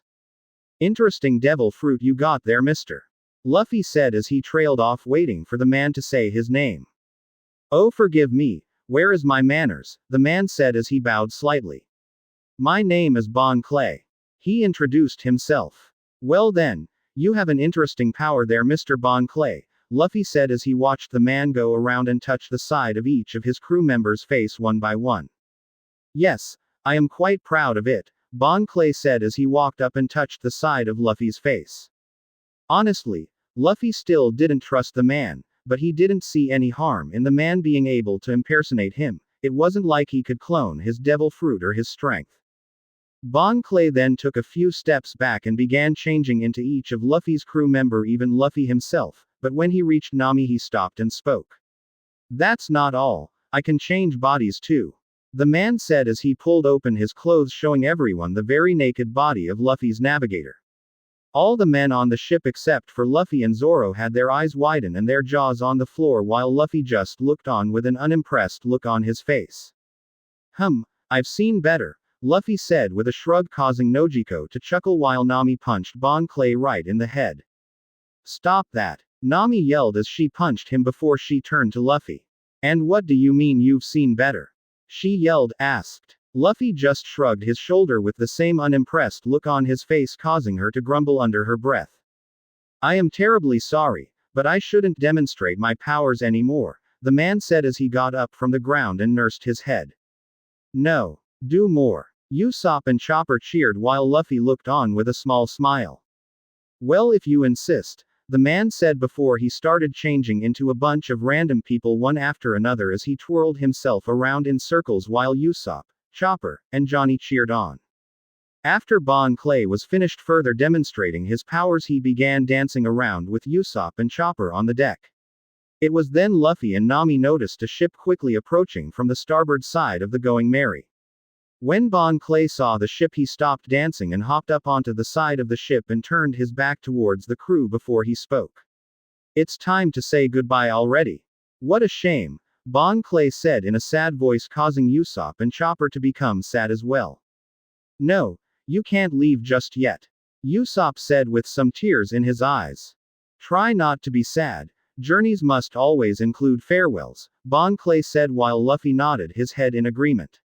Bon Clay then hopped off of the Going Merry and onto the side of his own ship.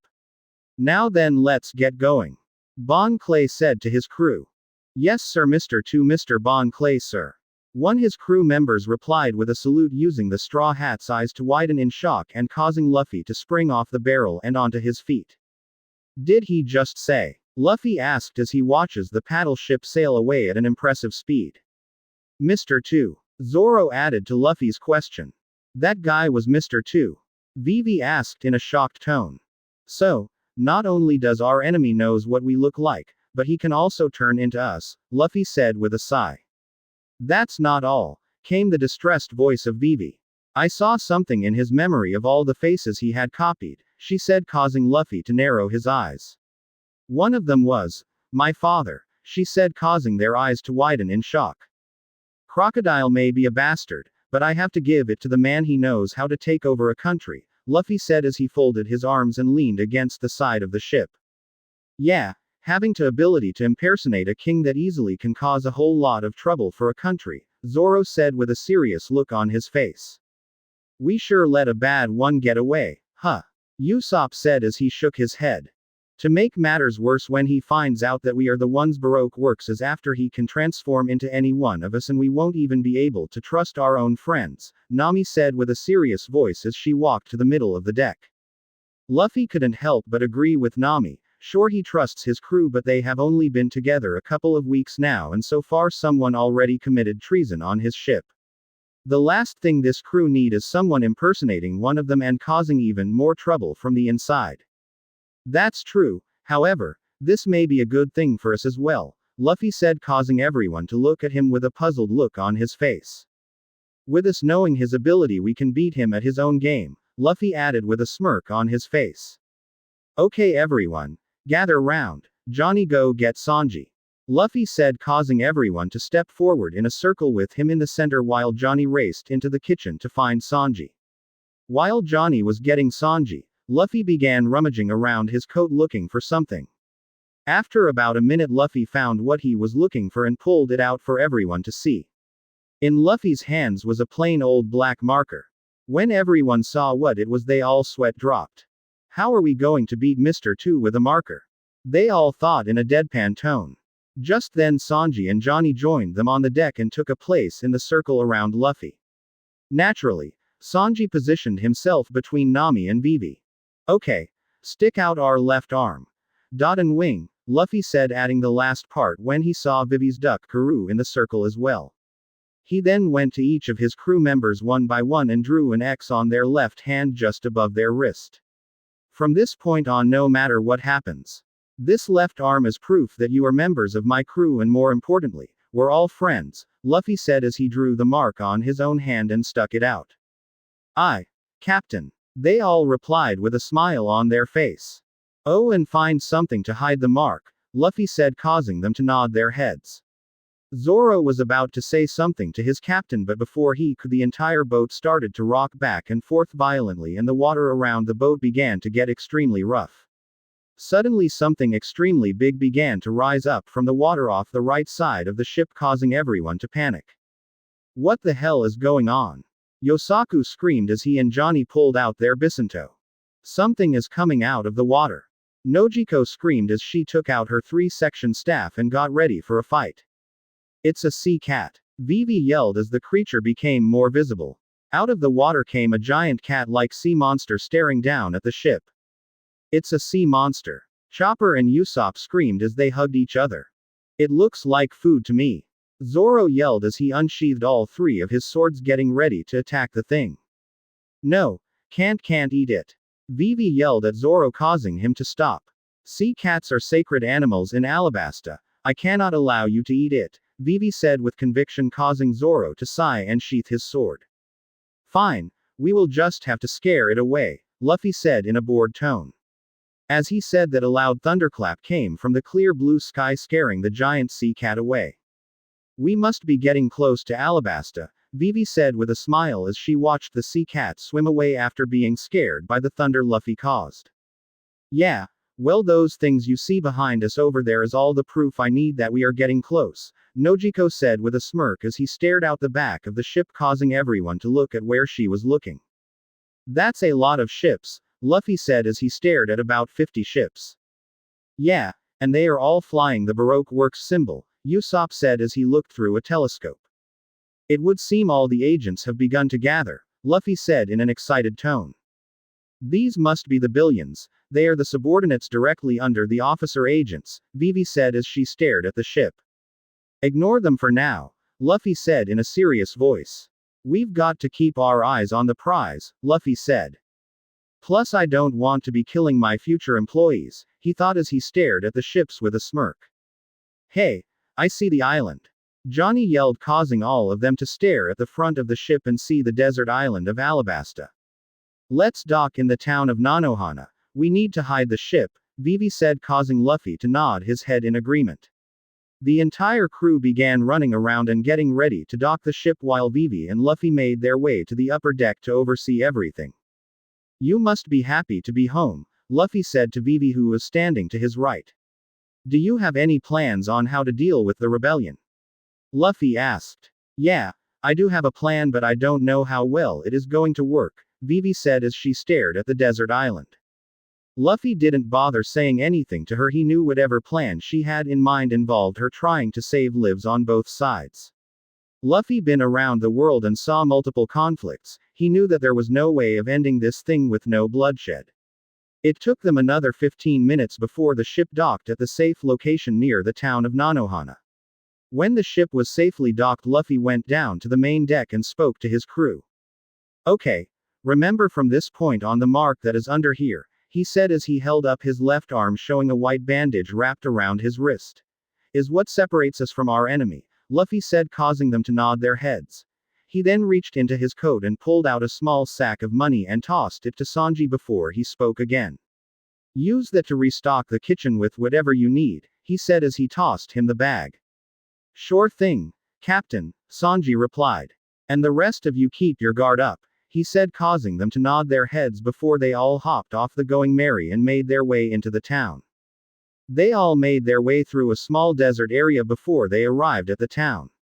Usopp and Nami and given Vivi and Karoo hooded coats to wear so they won't be recognizable by the public until they can buy clothes to blend in with the locals. As they entered the town, they saw it was a busy marketplace and Luffy and his entire crew stuck out like a sore thumb. The group quickly found a deserted part of the town where there weren't that many people around and hid there for a while. This is bad, Nami said as they hid behind the broken down wall. If we keep on walking around this, we will definitely be noticed by Crocodile's men, she said with a voice filled with distress. Yeah, you're right, but we can't just go walking around out in the open and buy disguises, Luffy said as he leaned against the wall. I have a bounty on my head. Vivi is the princess, and Mr. and who knows who else know what you all look like, Luffy said with a sigh. They don't know what I look like, Sanji said, causing everyone to turn and look at him. Yeah, he is right, Usopp said before he turned and looked at Chopper. And he isn't the only one, Chopper as well, he added with a grin. Luffy nodded his head and took out a much smaller bag filled with money and handed it to Sanji. You two go buy disguises for everyone except for me, Luffy said, causing everyone to look at him with a confused look on their face, wondering why he didn't need a disguise. I'll draw all of our enemies' attention, that should give you guys the freedom to do what you need to do, Luffy said as he pushed off the wall. So you are going to be walking around out in the open while we try and blend in with locals and operate from the shadows in a way? Nojiko asked, causing Luffy to nod his head. Exactly, Luffy said as he adjusted his hat. Zoro, You're in charge of everything except navigation, Luffy said to Zoro, causing him to nod his head before he looked at Luffy with a confused look on his face. Wait, why not navigation as well? Zoro asked, causing everyone to look at him with a deadpan look on their face. Cause you can get lost while walking on a straight road, Luffy replied with a sweat drop on his head while Zoro folded his arms and grumbled under his breath. Fine, Zoro replied in an annoyed tone, causing everyone to chuckle. Good, we will meet up later, Luffy said before he turned and began making their way out of their hiding place. Wait, how will we know when to meet up? Nojiko asked as he watched Luffy walk away. Luffy turned his head and looked at them as he walked away before he spoke. Oh, you'll know when it's time to go, Luffy said with an all-knowing smirk on his face, causing everyone to sweat drop at their captain. Luffy left his crew and began making his way back into the marketplace of the town. When he arrived there, he saw the market was quite busy. There were people all over buying and selling products of all kinds. This may be a great place to get some information, Luffy thought to himself as he began walking through the market. As he was walking through the market, he noticed a small stall with a short old man behind it selling shish kebabs. Luffy walked over to the stall and picked up one of the shish kebabs before he reached into his pocket and pulled out a couple of berries and handed it to the man. He then took a bite of his shish kebab and savored the taste. Wow, this is pretty good, old man, he said as he chews on the meat. Thank you, young man, the old man said with a smile as he placed the money away. It's been a while since I had a customer, he added with a grateful smile. Real? Luffy asked with a confused look on his face. With good tasting food like this, I would think people would be running you down for food, Luffy said as he took another bite of the shish kebab. It used to be that way, the man said in a sad voice before his face took on a grim tone. But that was before those stupid idiots started this stupid civil war over some stupid dance powder, the man said with anger clearly present in his voice. Dance powder? Luffy asked with a confused look on his face. He had never heard of anything called dance powder before, so he was intrigued by it, especially if it is the reason for this civil war. The man looked at Luffy with a bewildered look on his face before he spoke. You're not from around here, are you? The old man asked as he looks at Luffy with a calculating gaze. No, I'm just passing through, Luffy replied as he finished his shish kebab and purposely turned around, flashing the Jolly Roger on the back of his captain's coat for the man to see. You're a pirate, the man said in a whisper. Yeah, I am, but don't worry, I'm not here to cause trouble, just waiting for my log pose to reset, he said, causing the man to look at him for a while before he nodded his head. Now, tell me about this dance powder, Luffy said as he picked up another shish kebab. Dance powder is a green powder that is used to make artificial rain, the man said, causing Luffy's eyes to widen slightly. Artificial rain? Luffy asked in a surprised voice.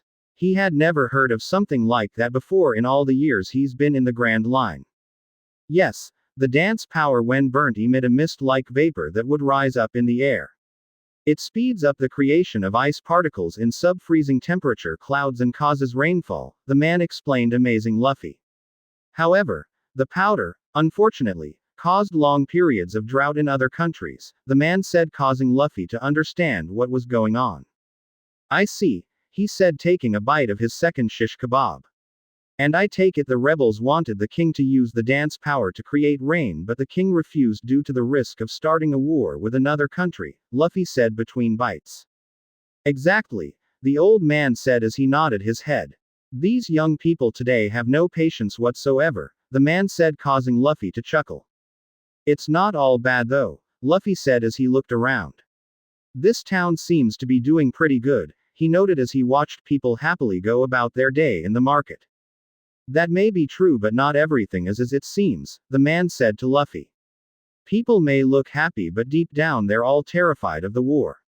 The one thing that keeps them in high hopes is the fact that Crocodile comes to their rescue whenever there is trouble, he further elaborates, causing Luffy to raise an eyebrow. The warlord? Luffy asked, acting as though he wasn't aware of Crocodile being here in Alabasta. Yes, him, the man said with a nod. These people may trust him with their lives, but I don't, the man said. Oh, and why is that? Luffy asked as he bit down on the final piece of meat on the shish kebab. I mean, if he saves the people when they're in danger, why don't you trust him? He asked. He is a Priate. No offense, the man said, causing Luffy to wave him off. I've been around far too long to believe that he actually cares for these people, the man said, causing Luffy to smile. I take it that is also one of the reasons why your stall is so empty. Luffy asked with a chuckle. I've been told I'm a stubborn old man, the man said with a chuckle, causing Luffy to chuckle as well before he reached into his coat and pulled out a small bag of money and tossed it to the man. Thanks for the meat, old man, Luffy replied before he turned to leave. The man looked at the small bag and looked back at Luffy before he spoke. Hey, this is too much. The man yelled at Luffy, trying to get him to take back some of the money. Luffy just raised his right hand in the air and waved goodbye to the man as he walked away. As he walked up the busy market street, he couldn't help but notice the stares of everyone locked onto him, causing him to smirk internally. Only a matter of time now, Luffy thought as he placed an emotionless look on his face. News will soon reach you that I am here, Crocodile, Luffy thought as he walked through the busy street. Luffy kept on walking for about another 10 minutes around the market before he came to a sudden stop in the middle of the street, and he turned his head to the right and looked at what appears to be a restaurant with a smirk on his face. So, I guess Shanks was right, you are here in paradise after all, Luffy said to himself. Quote. Ace. Chapter 21. A brother.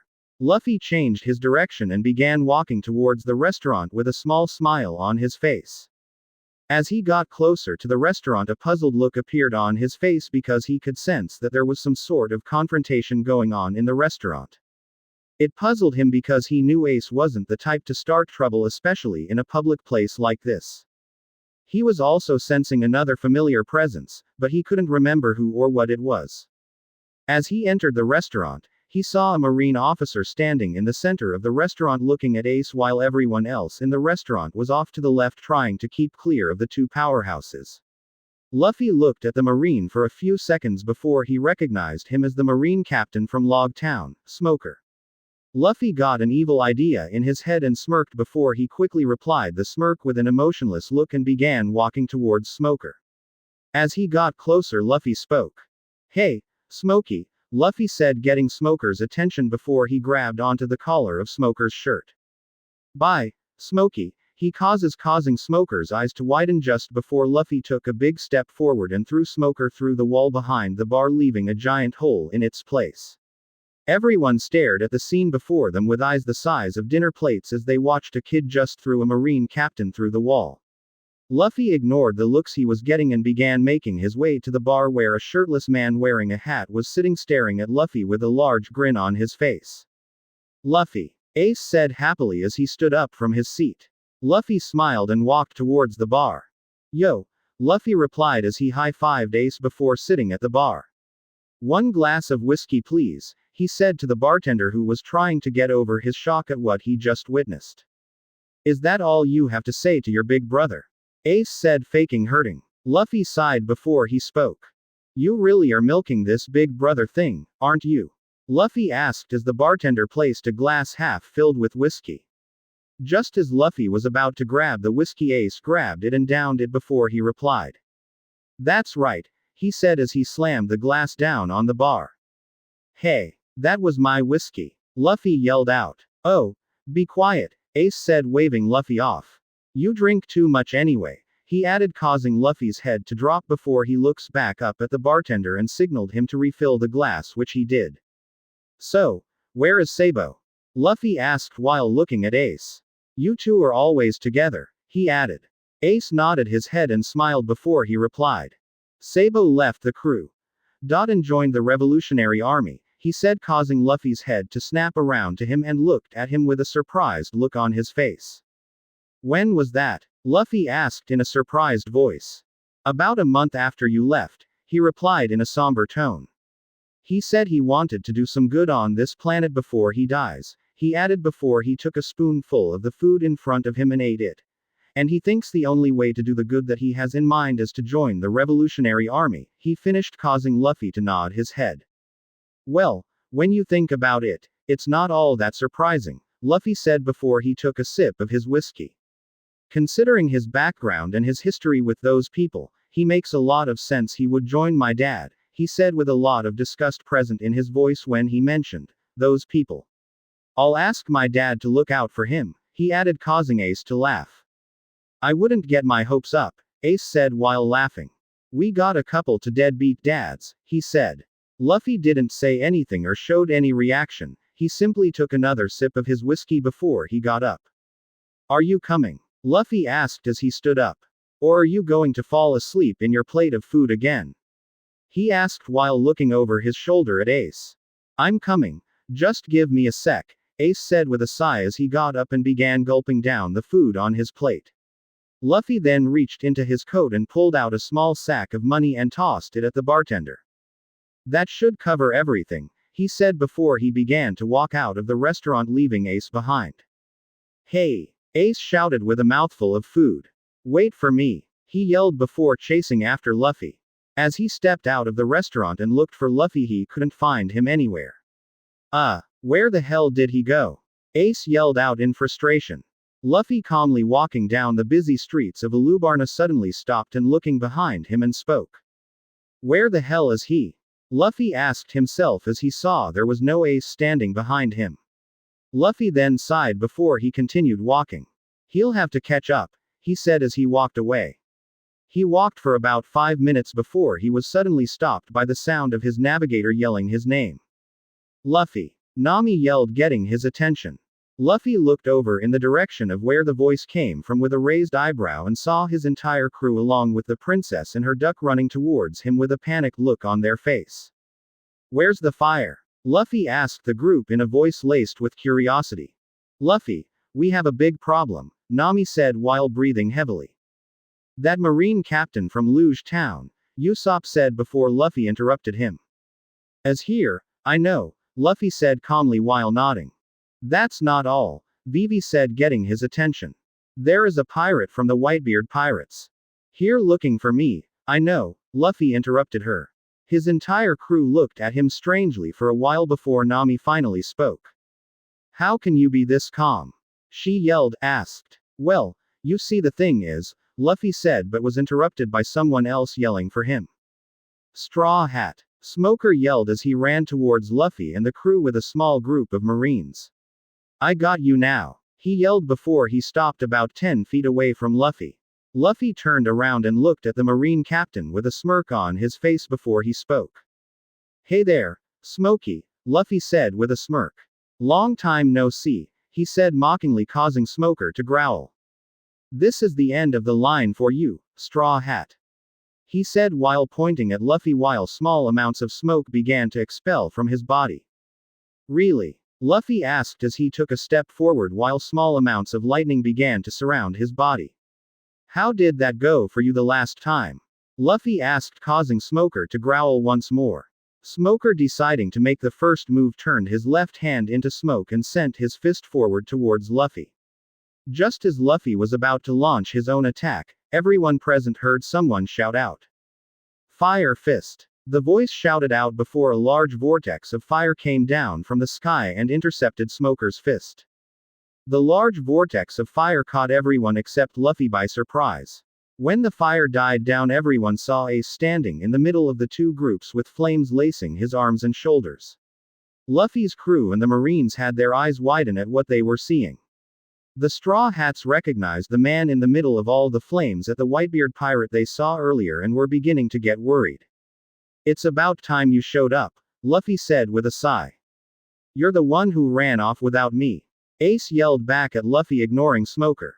Not my fault you're so slow, Luffy retorted, causing a tick mark to form on both Ace's and Smoker's head for two different reasons. Hey! The two of them yelled simultaneously. Ace and Smoker paused and looked at each other before Ace spoke. Oh right, you're still here, he said, causing Smoker to growl. That's it, Smoker said in anger. I am taking you both in, he said, causing Luffy to chuckle. Oh yeah? Luffy asked with a smirk on his face. You and what? Those Marines behind you? Luffy asked while looking at the group of Marines behind Smoker. He then aimed a strong wave of Conker's Haki at the Marines, causing all of them except for Tashigi to pass out foaming at the mouth. Tashigi fell to her knees staring at Luffy with nothing but fear in her eyes, with her entire body covered in sweat. Luffy decided to have some fun with the female Marine, kept the wake of Haki going and aimed it all at her before he spoke.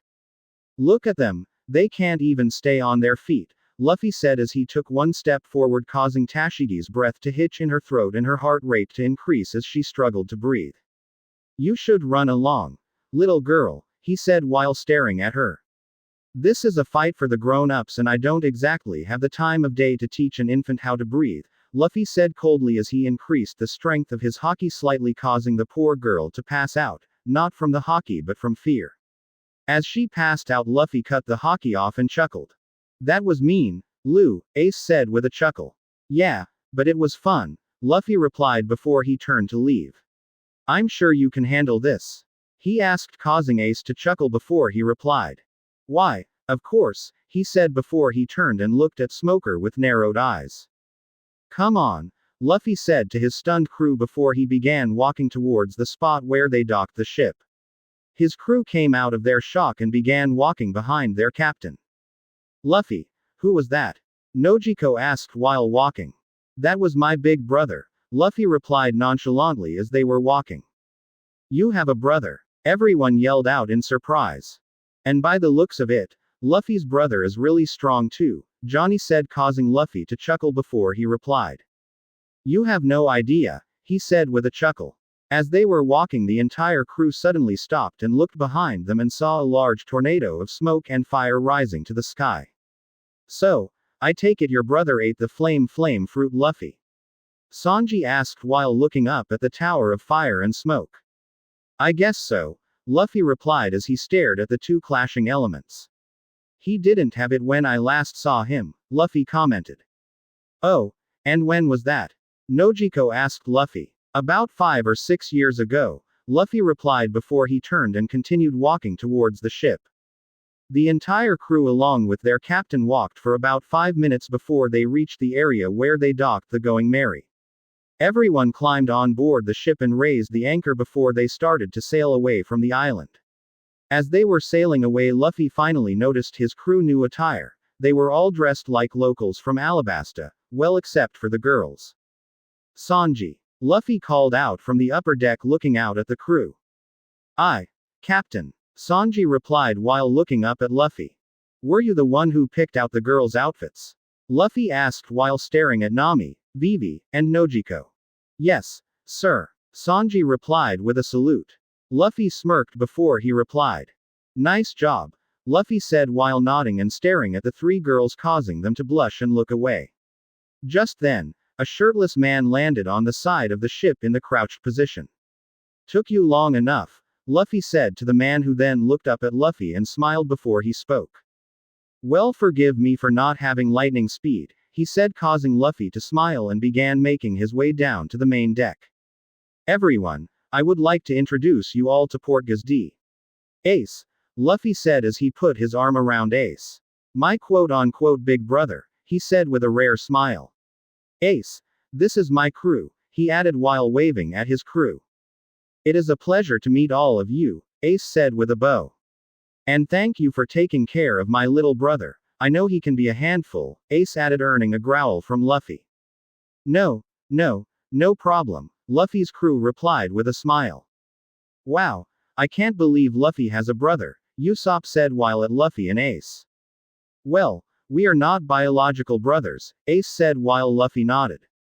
"We met 8 years ago when I spent some time on Whitebeard's ship," Luffy said nonchalantly as he leaned against the side of the ship. "We became really good friends before we became brothers over a cup of sake," Luffy said while Ace nodded. When Luffy and Ace looked the crew, they all saw everyone staring at Luffy with eyes the size of dinner plates, causing Luffy to raise his eyebrow in confusion. "You were on Whitebeard's ship?" They all yelled out at the same time. "Yeah, 3 years to be exact," Luffy said calmly. "Shanks and his crew had to go somewhere to do something and it was apparently too dangerous for a 9-year-old, and at the time I couldn't properly control my Logia powers. I was still electrocuting people when they touched me. So, Shanks called in a favor that the old man owed him and dropped me off on his ship to learn how to better control my powers while they were away, Luffy said before he looked at his crew with a curiosity written over his face and spoke. Did I not mention this? He asked. No. They yelled out, causing him to shrug his shoulders before he looked at Ace. So Ace, Luffy said in a serious voice, getting his attention. Mind telling me just what exactly you are doing here in paradise? Luffy asked with a raised eyebrow. Well, Chapter 22, Blackbeard. Previously. So Ace, Luffy said in a serious voice, getting his attention. Mind telling me just what exactly you are doing here in paradise? Luffy asked with a raised eyebrow. Well, present. Well, I'm hunting someone, Ace said, causing Luffy to look at him with one of his eyebrows raised. Not just someone, a pirate to be exact, he added, causing Luffy to chuckle. What? Turning into a bounty hunter now? Luffy asked with a chuckle as he jumped up and sat down on one of the barrels on the deck. No, this isn't about the money. It's more about vengeance, Ace said with a serious tone, causing Luffy to look at him strangely. Who is this pirate? Nami asked Ace. His name is Blackbeard, Ace said with a lot of venom in his voice. This caused everyone's eyes to widen in shock. It was the second time that this pirate's name had come up, with the first time being back in the Drum Kingdom. Blackbeard? Chopper asked, causing Ace to nod his head. That's the pirate had attacked my home, he added in a slightly sad voice, causing Nami and Nojiko to place their hands on his shoulder. This is the second time I heard about this pirate named Blackbeard, Luffy said in a serious voice. Who is he? He asked while looking at Ace. He may be going by Blackbeard now, but you name him by another name. Luffy, Ace said seriously while looking at Luffy. Marshall D. Teach, Ace said, causing Luffy's eyes to widen the size of dinner plates.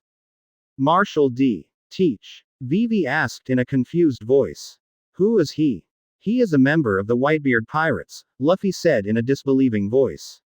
Why the hell you want to kill that fat fuck? Luffy asked in a confused tone while looking at Ace. All that idiot knows how to do is eat pie, he added. Ace looked at Luffy with a grim look on his face before he spoke in a pained voice. He killed Thatch, he said, causing the entire deck to go silent. Luffy's crew didn't know who Thatch was or what was going on, but they all were certain about one time right now, their captain was pissed. The skies above them began to darken and were beginning to be populated to storm clouds. Vivi looked up at the sky with a look of total disbelief. They were in desert country. It was extremely rare for rain clouds to show up anywhere around here, and here the entire sky covered in storm clouds as though they were about to have a tropical storm that would go on for days. She then looked back at Luffy and began to think to herself. Just how powerful is her? She asked herself while looking at Luffy. I'm going to kill him in the slowest and most painful way possible, Luffy said in a cold whisper before a loud thunder boomed overhead, sending vibrations for miles. Oh no, you don't. Ace yelled before marching up to Luffy. He is mine. He yelled while looking Luffy dead in the eyes. Give me one good reason why I shouldn't kill him the next time I see him. Luffy replied equally as loud. Teach was in my division, he was one of my men. Ace shouted. I'm responsible for dealing his punishment, he said, causing Luffy to growl before nodded his head. Good, Ace said before he walked back to his earlier position while the rest of Luffy's crew remained silent as they watched the interaction between the two brothers while at the same time noticing the skies were beginning to clear up. Why did he kill Thatch though? Luffy asked, causing Ace to growl as he leaned against the side of the ship. He killed him over a devil fruit, Ace said with a growl, causing everyone's eyes to widen. What kind of devil fruit? Luffy asked in a curious voice. I don't know, Ace replied with a sigh. Thatch didn't know either, but apparently Teach knew, he said in anger. Luffy didn't say anything. Instead, he hopped off the barrel that he was sitting on and began walking up to the upper deck towards his private quarters. Everyone watched Luffy enter his quarters, and 10 seconds later he came back out carrying a chest. Nami, Zoro, and Usopp recognized it from when they got the Going Merry. The three of them saw Luffy take the chest into his room, but they never saw it after that. Luffy walked down the stairs with the chest before walking up to the barrel that he was previously sitting on and placing the chest on top of it. Everyone began to gather around Luffy wanting to see just what exactly was in that chest. Luffy reached into his coat and pulled out a key before he opened the chest, causing everyone's eyes to widen at what was inside. When Luffy opened the chest, everyone saw the chest filled with devil fruits of all shapes and colors, and on top of them was a thick book with the picture of a devil fruit on the cover. Are all those? Johnny asked in a disbelieving voice. Yeah, Luffy replied before he grabbed the book that was on top of it all. Where did you get? Nojiko asked in a similar voice to Johnny. I have my ways, Luffy replied cryptically before he closed the chest and began to open the book. What's that book, Luffy? Zoro asked while looking at the book. This is a book of all the known devil fruits, Luffy replied as he flipped the pages of the book, allowing everyone to see on each page there was a different devil fruit's name, pictures, and other information about the fruit. Regardless of what we may think of Teach right now, he and Thatch were friends, Luffy said, causing Ace to growl. And there is only a handful of devil fruits out there that he would be willing to kill his friend for. Mine is one of them, Luffy said as he flipped through the pages. The old man's one is up there as well, Ace added as he looked at the pages Luffy was flipping through. Big Mom and Kaido's fruit being up there as well, Luffy added before he turned to Ace and spoke seriously. However, seeing as how he calls himself Blackbeard and has this whole black thing going on, I can only guess that this is the fruit, Luffy said as he stopped on a page with a large, round, light purple fruit made up of many small teardrop-shaped components with swirl patterns, and green leaves sprouting from the top. Its overall shape and appearance closely resemble a pineapple or a bunch of oversized and teardrop-shaped grapes. The dark fruit, Luffy said. That's the fruit, Ace yelled out in surprise as he stared at the picture. It is one of the more powerful devil fruits out there, Luffy said, getting everyone's attention. And also, a pretty stupid fruit if you ask me, he added, confusing everyone. It's really powerful because one of its abilities allows the user to cancel another person's devil fruit powers just by touching them, he said, causing everyone's eyes to widen. How? Yosaku asked with a confused look on his face. I do not know, Luffy replied with a shrug. So, when you find him, don't make him grab a hold of you, Luffy said to Ace. Why is it stupid though? Vivi asked, causing Luffy to chuckle.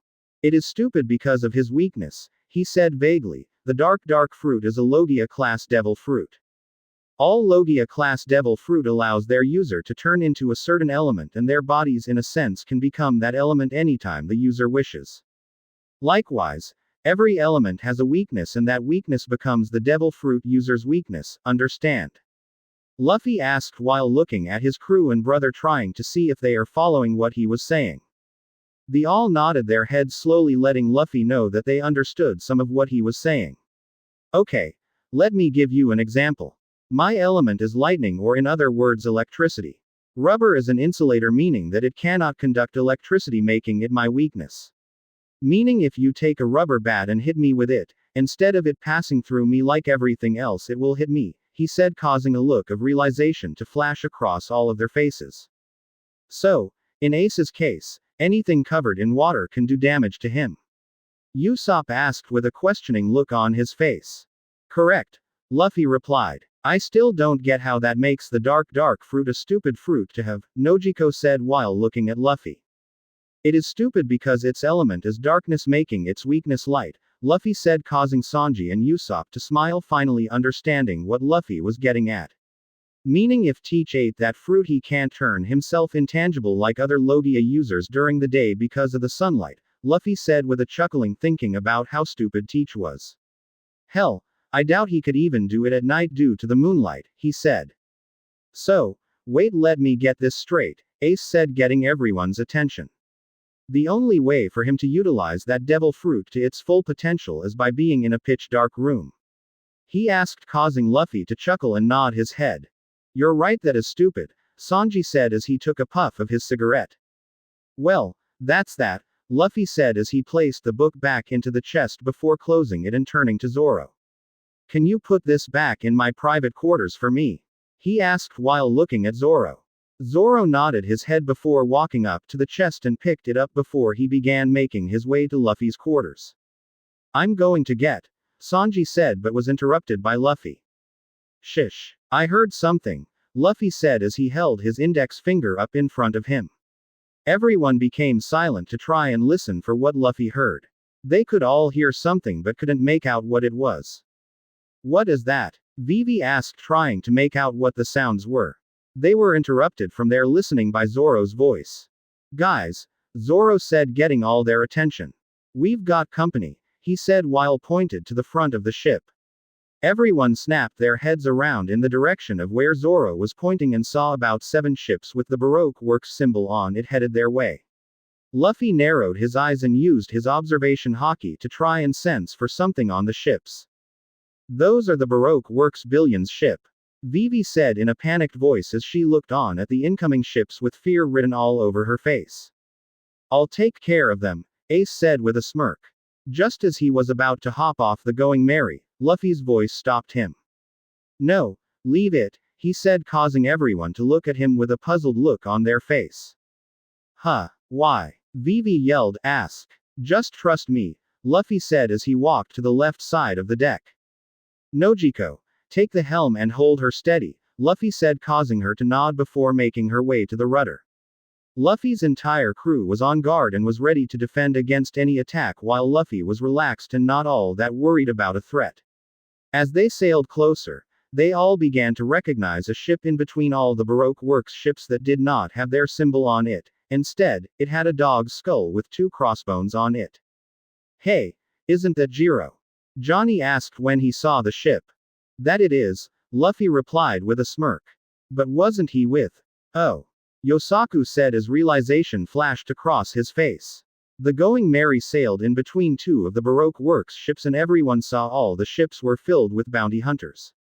On the ship sailing by on the left side of the Going Merry, Luffy's and his crew all saw Jem, Makita, and Marianne standing on the deck staring at their captain with smiles on their faces. I take it everything is going according to plan? Luffy asked while looking at Jem. It is, Captain, Jem said while giving a salute to Luffy. Good, call me when everything is set, Luffy said before he turned and looked at his confused crew. Princess, where are we going next? Luffy said while looking at a confused Vivi. Right, the princess said, getting over her shock. We are going to Arumalu, the Green City, she said, causing Luffy to nod before looking at Nami. Nami, you and Vivi plot our course, he said, causing to nod their head before they made their ways to the upper deck. Sanji, prepare lunch for everyone, he said to Sanji, causing him to nod and head into the kitchen. The rest of you follow Nami's orders, he added, causing Johnny, Yosaku, Usopp, and Chopper to salute before replying. Aye, Captain, they yelled. Luffy then looked at Ace and smirked before he spoke. How about a drink for old time's sakes? He asked as he pulled out a bottle of whiskey. It's like you read my mind, Ace replied with a smile. Chapter 23. A Journey Through the Desert. The Going Merry was currently sailing calmly through the Sandora River on its way to Aramalu. Luffy was currently on the upper rear deck with Ace and Zoro looking out into the ocean. Johnny and Yosaku were currently up in the crow's nest looking out. Nojiko was manning the helm. Nami and Vivi are on the rear deck with Luffy and the guys looking at a map, while Usopp, Chopper, and Vivi's pet duck, Karoo, were on the main deck drinking and laughing among themselves. Luffy turned and looked Vivi and began making his way to her before he spoke. So, why are we going to Aramalu? Luffy asked, getting both Vivi and Nami's attention. We are currently on the Sandora River. We will take it to Aramalu where we will dock before we proceed to Yuba on foot, she said, causing Luffy to nod. You guys are going to Yuba? Ace asked, getting all their attention. Yeah, why? Luffy asked with a curious look on his face. That's where I'm headed as well. It is the last place where Teach was sighted, he said, causing Luffy to smile and nod his head. You don't mind if I tag along now, do you? Ace asked with a smile, causing Luffy to chuckle. Of course, you can tag along, dummy, Luffy said with a smirk before he turned and looked at Vivi before he spoke again. By the way, princess, what's in Yuba? He asked. Yuba is the main base of the rebel army. I know the leader of the rebels. If we can get there and tell them about Crocodile, I am sure we can stop this war, she said with a hopeful look on her face. Luffy smiled at her before he spoke again. Don't worry, princess. We'll end the war, he said with a smile, causing her to smile. The ship sailed up the Sandora River for about an hour before Vivi walked up to Nami, who was standing in the front of the ship, and asked her a question. Nami, can we stop the ship for a second? She asked while holding some papers in her hands, causing Nami to look at her strangely. What for? Nami asked while looking at Vivi. I have a very important mission for the Karoo, she said as she turned and looked at the giant duck. Nami and Vivi then went and asked Luffy if it was okay, to which he agreed and gave out orders to the rest of the crew to pull the ship over by the nearby bank for Vivi to do what she needed to do. When the ship docked at the bank, Vivi, Karoo, Nami, Nojiko, and Sanji got off while everyone else looked down at them from the ship. This is all the information Agaram and I gathered about Crocodile and Baroque works. I need you to go to Alubarna Palace and deliver this letter to my father, she said while looking at the giant duck. It also lets him know that I have returned to Alabasta accompanied by brave friends willing to help us in our struggle, she added before tucking the papers into Karoo's pouch. No, make sure to conserve your water and be safe, she added before patting the giant duck's head. With a salute, the giant yellow duck took off running at amazing speed away from the ship. All right, everyone, get back on board and set sail. Luffy yelled out before he turned and walked back to his usual stop on the ship and sat down on his throne. It took another 2 hours before they reached Aramalu. As the ship docked, the girls exited their rooms with a new set of clothes on, covering up their entire body as opposed to their belly dancer outfit, which exposed quite a lot of skin. Upon seeing this, Sanji began to complain, causing Luffy to chuckle at his antics. Nojiko then walked up to Luffy carrying 2 sets of folded clothes in her hands and handed them to Ace and Luffy. You two should put this on, she said as she handed them clothes more suited for the desert. We don't want you two to get sunburned now, do we? She added with a smile. Ace took the clothes and put them on right on the spot while Luffy made his way to his private quarters. As Luffy entered his private quarters, his thundercloud followed him into the room. Luffy threw the dessert cloths on his bed before he reached under his bed and pulled out the chest containing all the devil fruits. Let's put you somewhere safe while I'm away, he said to himself as he left the chest up and dropped it into the cloud. The chest slowly sunk into the cloud before it disappeared in the cloud.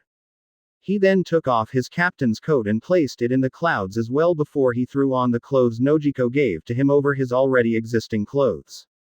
When Luffy exited his private quarters, he wore desert robes consisting of a dark red robe with 3 white rings decorated along both sleeves and a light blue wrap over his head. You could still see his black slim fit shirt under the red desert robe with his lightning bolt necklace showing. Upon exiting his room, Luffy sent his thunder cloud high into the sky above the ship before he locked the door behind him and made his way down to the main deck. We're all set, Captain, Zoro said as he walked up to Luffy. Good, Luffy replied before he looked around and saw everyone on his crew dressed and prepared to go ashore. Let's go, he said before he turned to jump off the ship. As he was about to leap from the ship to the shore, several creatures leapt out from the water and onto the shore, startling everyone. What the hell are those things? Usopp asked as they all looked at the strange creatures. They were dugong-like creatures with turtle-like shells on their backs. Those are the Kung Fu dugongs. Vivi yelled out with a panicked look on her face. The small creatures then began to speak to the crew in its own language, confusing everyone. If you want to come ashore, you are going to have to beat me first, you spineless cowards. Chopper said, causing everyone to look at him in confusion. That's what it said, he added, easing all their confusion. Luffy then sighed and spoke. We don't have time for this, he said before he snapped his fingers, causing a bolt of lightning to come out of the rain cloudless sky and struck the Kung Fu dugongs, causing them to pass out. Well, that takes care of that, Zoro added before hopping off the ship. Everyone nodded, agreeing with him before jumping off the ship as well. They began making their way through the desert with Vivi leading them with Luffy, Ace, and Sanji at the back and everyone else in the middle. The group walked through the desert for about 30 minutes before they came upon a deserted town covered in sand. What happened here? Nami asked as she looked around at the fallen buildings and dried up trees. It looked as though several sandstorms passed through here and sucked the life right out of the town. Is this Yuba? Chopper asked while looking at the desert wasteland. No, this is Aramalu. It was once known as the City of Green, she said in a sad voice before turning and looking at the crew. Take a good look around, everyone. This is what Baroque Works has been doing to my country. This is what the people of Alabasta have to go through, she said, causing everyone except Luffy and Ace to take on a sad expression on their face. Luffy and Ace showed no reaction because both have seen far worse in the world. The group then began making their way through the ghost town quietly while listening to Vivi explain the history of Aramalu and the use of dance powder which lead to the Civil War. They walked for another 30 minutes before they made it out of the ghost town of Aramalu and were now well on their way to Yuba. The entire crew walked for an hour in the piping hot sun over numerous hills. The entire crew looked like they were about to drop dead on the sop. Out of all of them, Chopper had it worse due to him being a reindeer. He had already collapsed because of the heat, causing Luffy to carry him on his shoulders. Luffy, can't you just fly us there? Usopp asked in a pleading voice. Yeah, Luffy, Nami said while looking at their captain. Can't you summon your thundercloud to fly us there? She asked, causing Luffy to sigh. No, he replied, confusing all of them. There isn't enough moisture in the air to support a cloud, and if I did summon one it would just dissipate shortly after being summoned, he said, causing all of them to groan. Plus, even if I could summon one I wouldn't, he said, causing all of them to look at him with a betrayed look on their face. But why? Nojiko asked. It's your punishment, he said, causing all of them to look at him with confusion written all over their faces. This is your punishment for what happened by at Little Garden with all of you and Mr. 3, he said, causing a look of realization to flash across all their faces. I still don't get why we are being punished because of that, Nami grumbled. Maybe it is because I thought each of you Haki and there were 8 of you and 2 of them and yet you still got captured, Luffy added, raising his voice slightly, causing all of them to look down and remain silent. Now stop all of your arguments and save your energy, we still have a way to go and the sun won't be setting anytime soon, he added before focusing on journey ahead of them. Ace just looked on at his little brother and smiled. Night. They walked all day until nightfall, where they found a nice place among some rocks to pitch a couple of tents and camp for the night. Johnny and Yosaku along with the girls helped pitch the tents while Zoro and Usopp got a fire going while Sanji got the food they were going to cook ready. Luffy, Ace, and Chopper were lying on the ground with their back braced against a rock looking up at the sky, enjoying the cool desert atmosphere. Wow, look at all those stars, Chopper said with a smile as he looked up at the countless stars in the night sky. Didn't you see the stars back on the Drum Kingdom? Luffy asked as he looked over at Chopper. No, the skies above the Drum Kingdom is filled with snow clouds, so I never get to see them before, he said in a happy voice. How can you 3 just sit there? Came to voice of Nojiko, getting their attention. Aren't you cold? She said as she hugged herself. Devil fruit, Ace said. Devil fruit, Luffy said. Fluffy fur, Chopper said. Nojiko looked at the 3 of them with a jealous look on her face before she walked to go sit next to the fire. Luffy then got up and spoke. I got to go take a leak, he said before walking off to find a place to relieve himself. He found a spot some distance away from their campsite and went behind a rock and did his business. When he was finished, he reached into his pocket and pulled out a small transponder snail with a single button on its shell. He pushed the button, causing the snail to wake up and began calling someone. Purapurupuru Purapurupuru Purapurupuru Chotsik. Hello, came the voice of Gem over the transponder snail. Yo, Luffy replied. Captain, what can I do for you? Gem asked. I want you to see if you can get your hands on that dance powder that Crocodile has, Luffy said. Dance powder. I heard some of our new recruits talking about it earlier today, Gem said through the snail. Find out where it is and steal it, Luffy ordered. It was made illegal by the world government, but it still fetches a hefty price on the black market, he added, causing Gem to chuckle before he replied. Looks like we got our first product to sell on the black market, he said, causing Luffy to chuckle as well. Indeed, I'll be in touch, call me when everything is done, he said. Captain, Jem replied before they both hung up the phone. Luffy then put the snail away and began making his way towards the campsite. When he got there, Sanji spoke to him. Dinner is ready, Captain, Sanji said as he picked up a stick with dinosaur meat on it and handed it to Luffy. Thank you, Luffy replied before he went and sat down next to Ace and Chopper and eat his dinner. After he finished eating, he gave a yawn and stretched before he laid against the rock and pulled his straw hat over his face and went to sleep. Ace and Chopper got up and went next to the fire with everyone else, giving Luffy some space to sleep. As Ace sat down eating his dinosaur meat, Vivi was the first to speak to him. He looks so peaceful when he is asleep, Vivi said, causing everyone to look over at the sleeping Luffy. It's hard to imagine he can be so cold when he is awake, she added, causing Ace to chuckle. He's been that way since I've known him, Ace said, causing everyone to look at him. As far as I know, he has always been this way. Always serious and cold, but once you get to know him, he'll warm up to you, he said with a warm smile. Yeah, we've only been together now about a month or so, Nami said as she took a bite of her meat.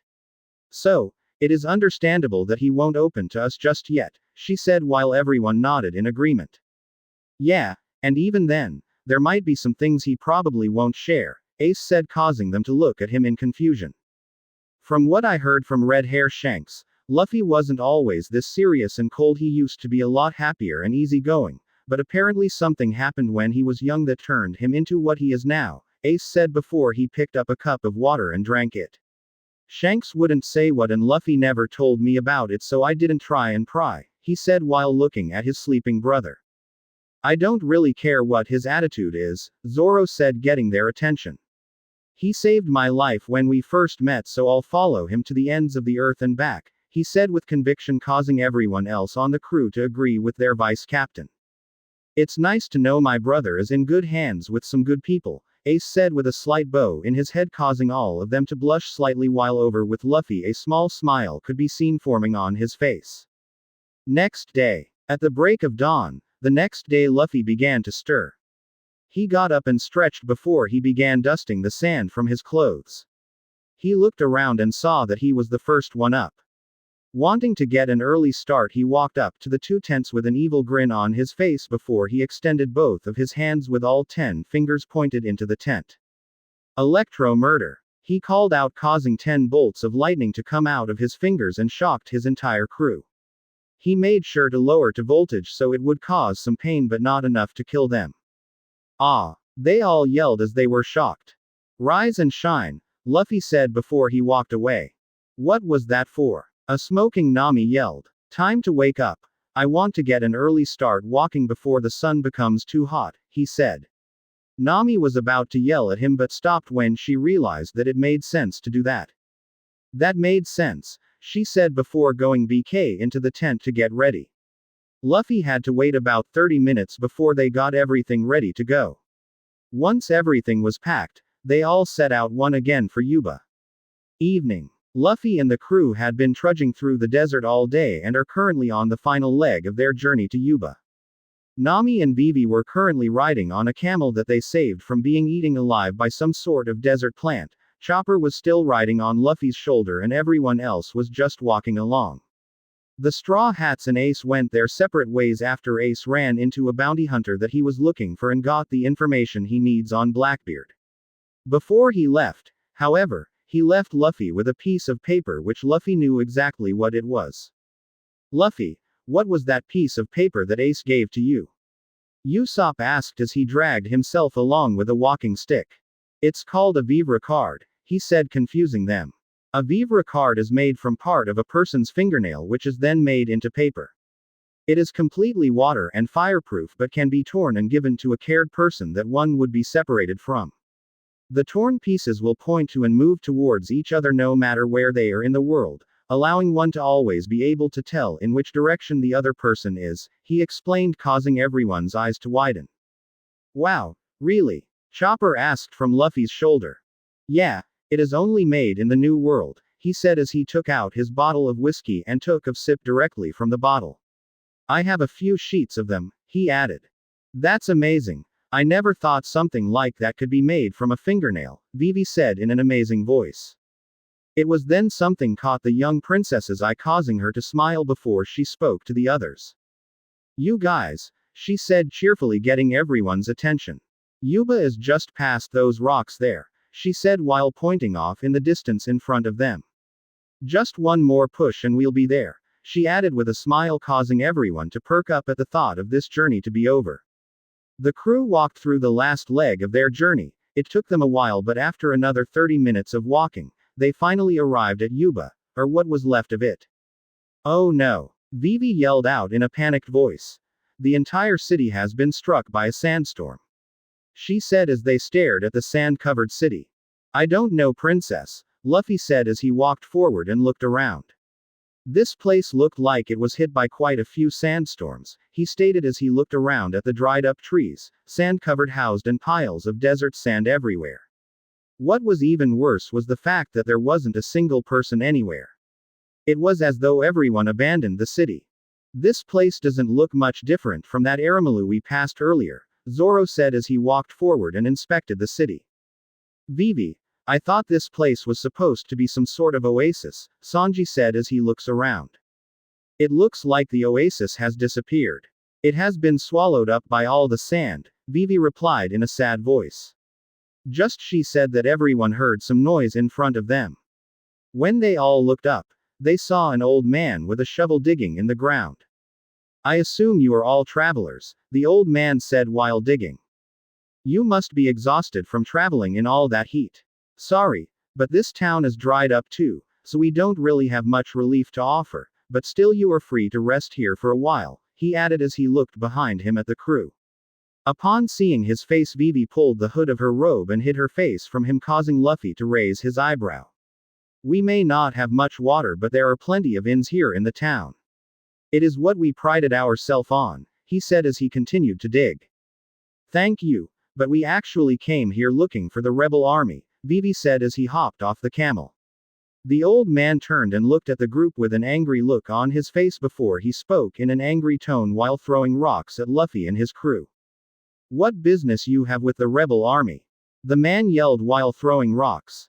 Curse you. If you came here to join the rebel army, you can just go back to where you came from, he yelled. Well, that was interesting, Luffy said as he stood there perfectly unscathed.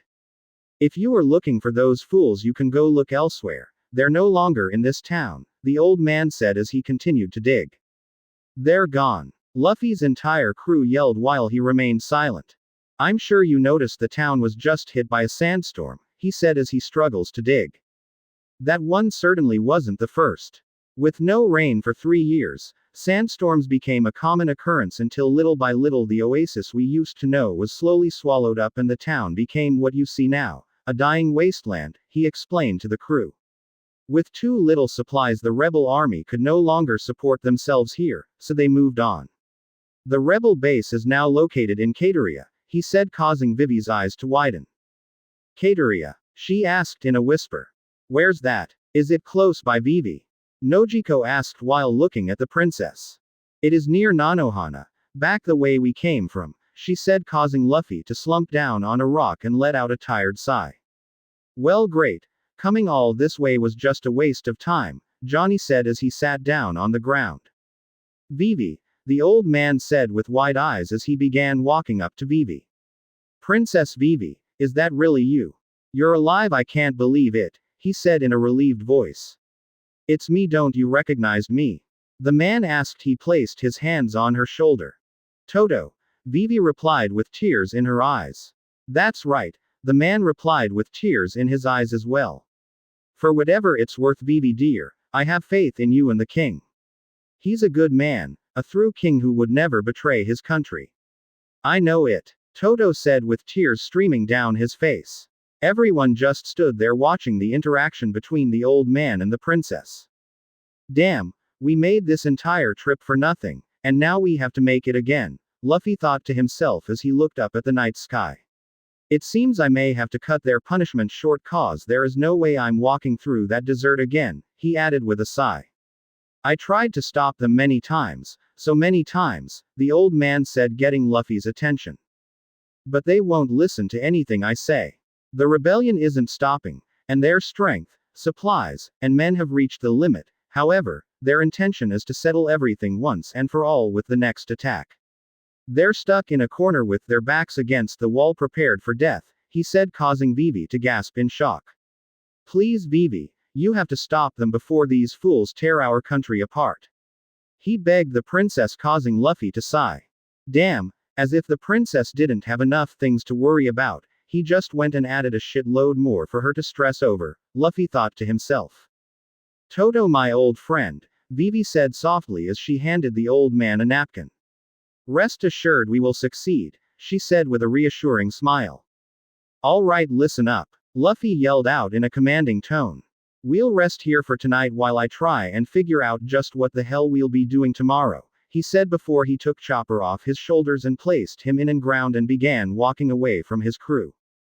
Where is he going? Usopp asked as he watched Luffy walk away. Probably to clear his head, Zoro said, getting all their attention. If you all haven't noticed by now, Luffy doesn't do anything without a reason. In battle, not a single move is wasted. Everything he does has a reason for it, or it serves some purpose for the future. We just made a long trip through the desert for no reason whatsoever. So, he is probably pissed at himself for wasting all that energy that may have been better spent doing something else, Zoro said to the crew. But we didn't come here for no reason, Johnny said to Zoro. We came here thinking the rebel army was going to be here, he added while everyone else nodded, causing Zoro to sigh before he replied. Yeah, but if we had spent some time in Nanohana and gathered some intel on the rebel army, we probably would have figured out that they were in Cateria and not Yuba, Zoro said with a sigh. I'm sorry, Vivi apologized, causing everyone to look at her. This is all my fault, she said. No, it isn't, Zoro said before anyone else could say anything. No one is at fault, we all just didn't plan as well as we should have, he said to her before he turned and looked at the rest of the crew. We should all go get some sleep, we have a long day ahead of us tomorrow, he said before he walked off to find somewhere to sleep. With Luffy. Luffy walked some distance away from the crew. He was currently on the edge of the town, sitting down on top one of the buildings drinking a glass of whiskey. He reached into his pocket and pulled out the same transponder snail he used earlier to call Gem and pushed the button on the snail's shell. Purapurupuru Purapurupuru Purapurupuru Chotsik. Hello. Gem answered through the snail. Tell me you got some good news for me, Luffy said. Well, I got both good news and bad news, Gem replied. Give me the good news, Luffy said. We located the dance powder. Crocodile has it in his position. Once you take him out, we should be able to grab it, Gem said, causing Luffy to smirk.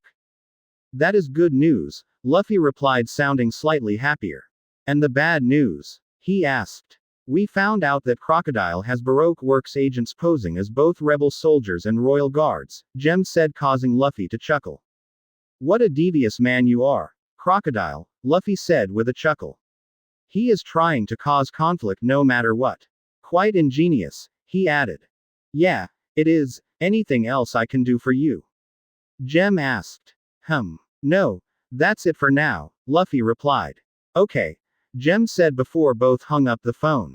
Luffy then put the snail back into his pocket and then downed his glass of whiskey before he jumped off the building that he was sitting on and began making his way back to the rest of the crew. Luffy walked for a while until he arrived at the spot where he left his crew, only to find that they were not there. He hypothesized that they found someplace to sleep and were catching up on their rest. The one person that was there was the old man named Toto.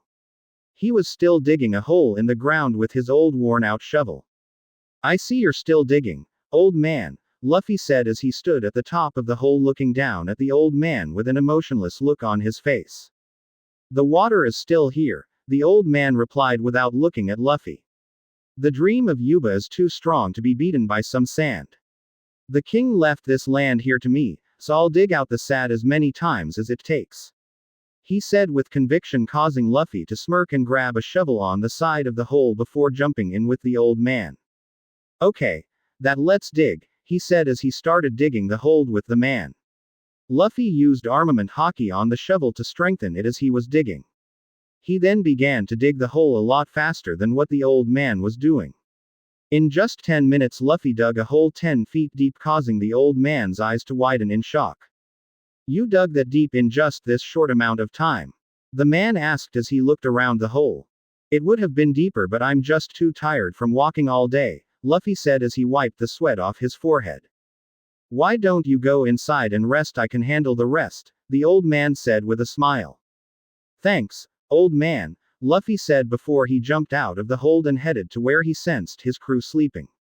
He opened the door to the inn and saw each member of his crew on their own bed sound asleep. He looked around and found an empty bed and plopped himself down on it before closing his eyes and going to sleep. Next day, the entire crew was up bright and early.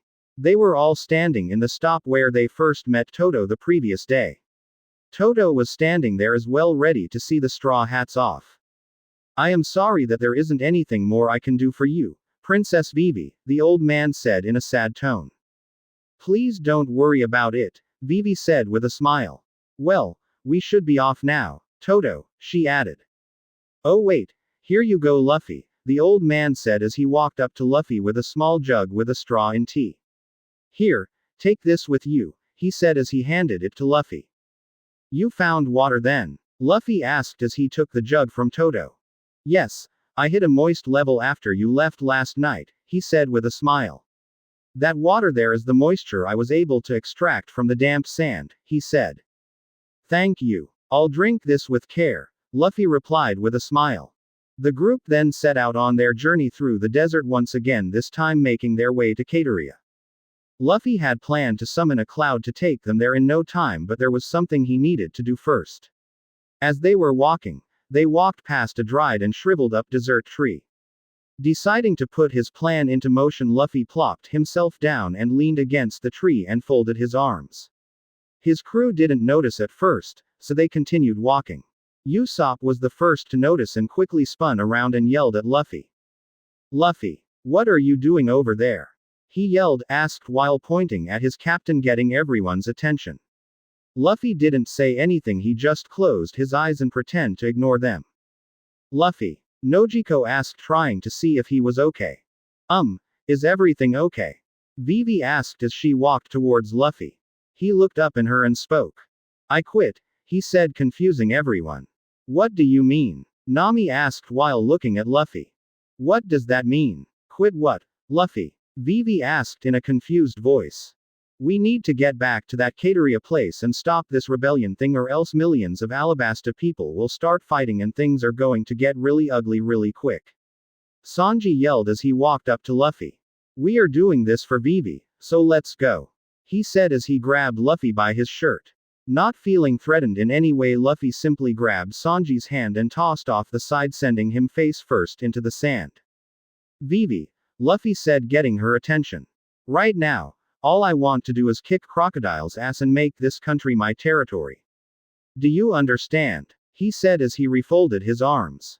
Maybe we can keep the people from starting a rebellion, but that won't stop Crocodile. Besides, we won't be able to accomplish anything in Cateria, he said coldly. No, that's not true, Vivi said, trying to make Luffy understand. You want it to work out, so nobody dies in this fight, isn't that right? Luffy asked as he looked up at her with an emotionless look on his face. We are up against one of the 7 warlords of the sea and millions of your own people, and you still want everyone to end up all safe and sound. You'll never win that way, Luffy said coldly as he looked at her. Vivi stood there with an angry look on her face, with tears forming in her eyes and his hands balled into a fist. Come on big bro, Johnny said. Can't you show her some sympathy? Yosaku added. Hang on you two, Nojiko said while looking at Luffy and Vivi. The young princess threw her hood back and yelled at Luffy.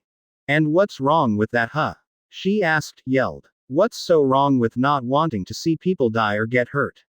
She continued. Luffy just looked on with an indifferent look on his face. Because people die, that's why, Luffy replied, pushing Vivi over the edge, causing her to take a swing at Luffy. Luffy saw it coming and did nothing. He simply allowed it to hit him. Stop talking like that. I won't listen to it, she yelled as she watched Luffy's face turn to the side. If you keep talking like that, I really am going to hurt you, she yelled, causing Luffy to chuckle at what she just said. And let me guess, you think it is only okay for you die, huh? Luffy asked as he turned and looked at the princess. You think just putting your life on the line is enough to stop this from happening? He asked as continued to look at her with an emotionless look on his face. Vivi now had tears streaming down her face as she looked at Luffy. What else can I put on the line? I don't exactly have anything else to give, Luffy, she croaked out between sobs. And here I thought we were friends, Luffy said with a smile causing her eyes to widen. You got our lives to put on the line, he added, causing her to look around at the rest of Luffy's crew and see them all smiling and nodding at her. Luffy then got up and dusted himself off, adjusted his straw hat, and spoke to the princess in a cold, emotionless voice. Now, tell me where I can find Crocodile, he said as he narrowed his eyes.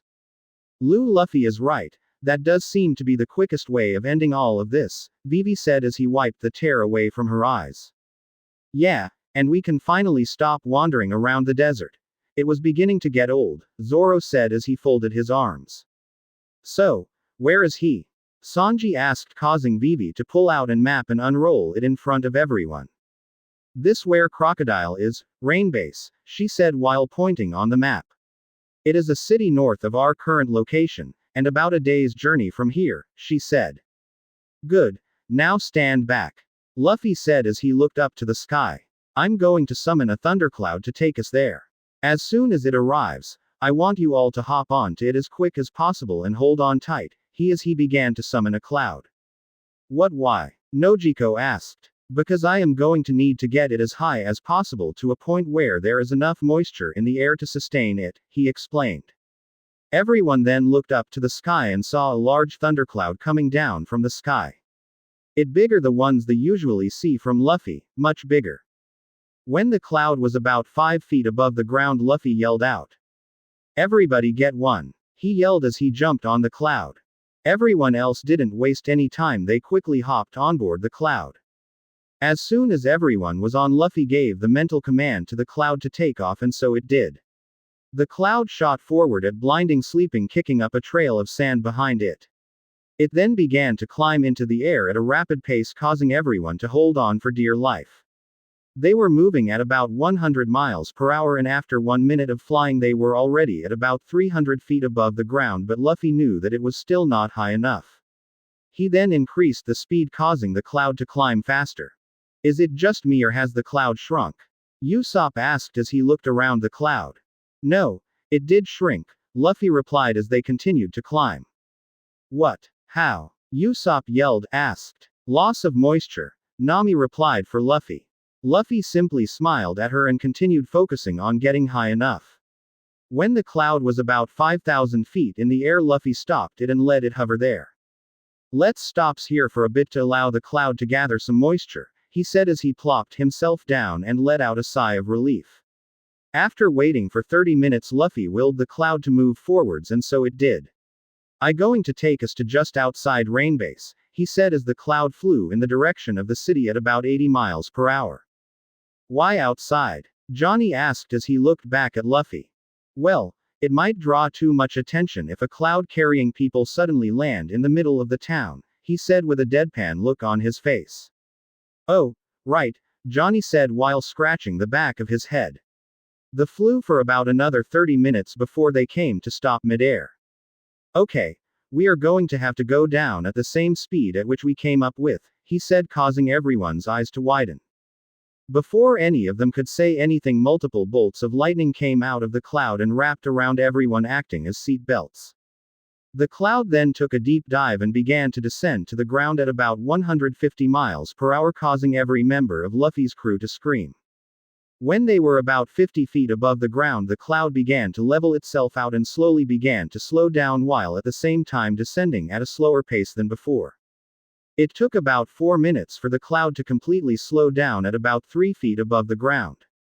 Okay, everyone off, Luffy said as the bolts of lightning disappeared from around everyone, allowing them to get off.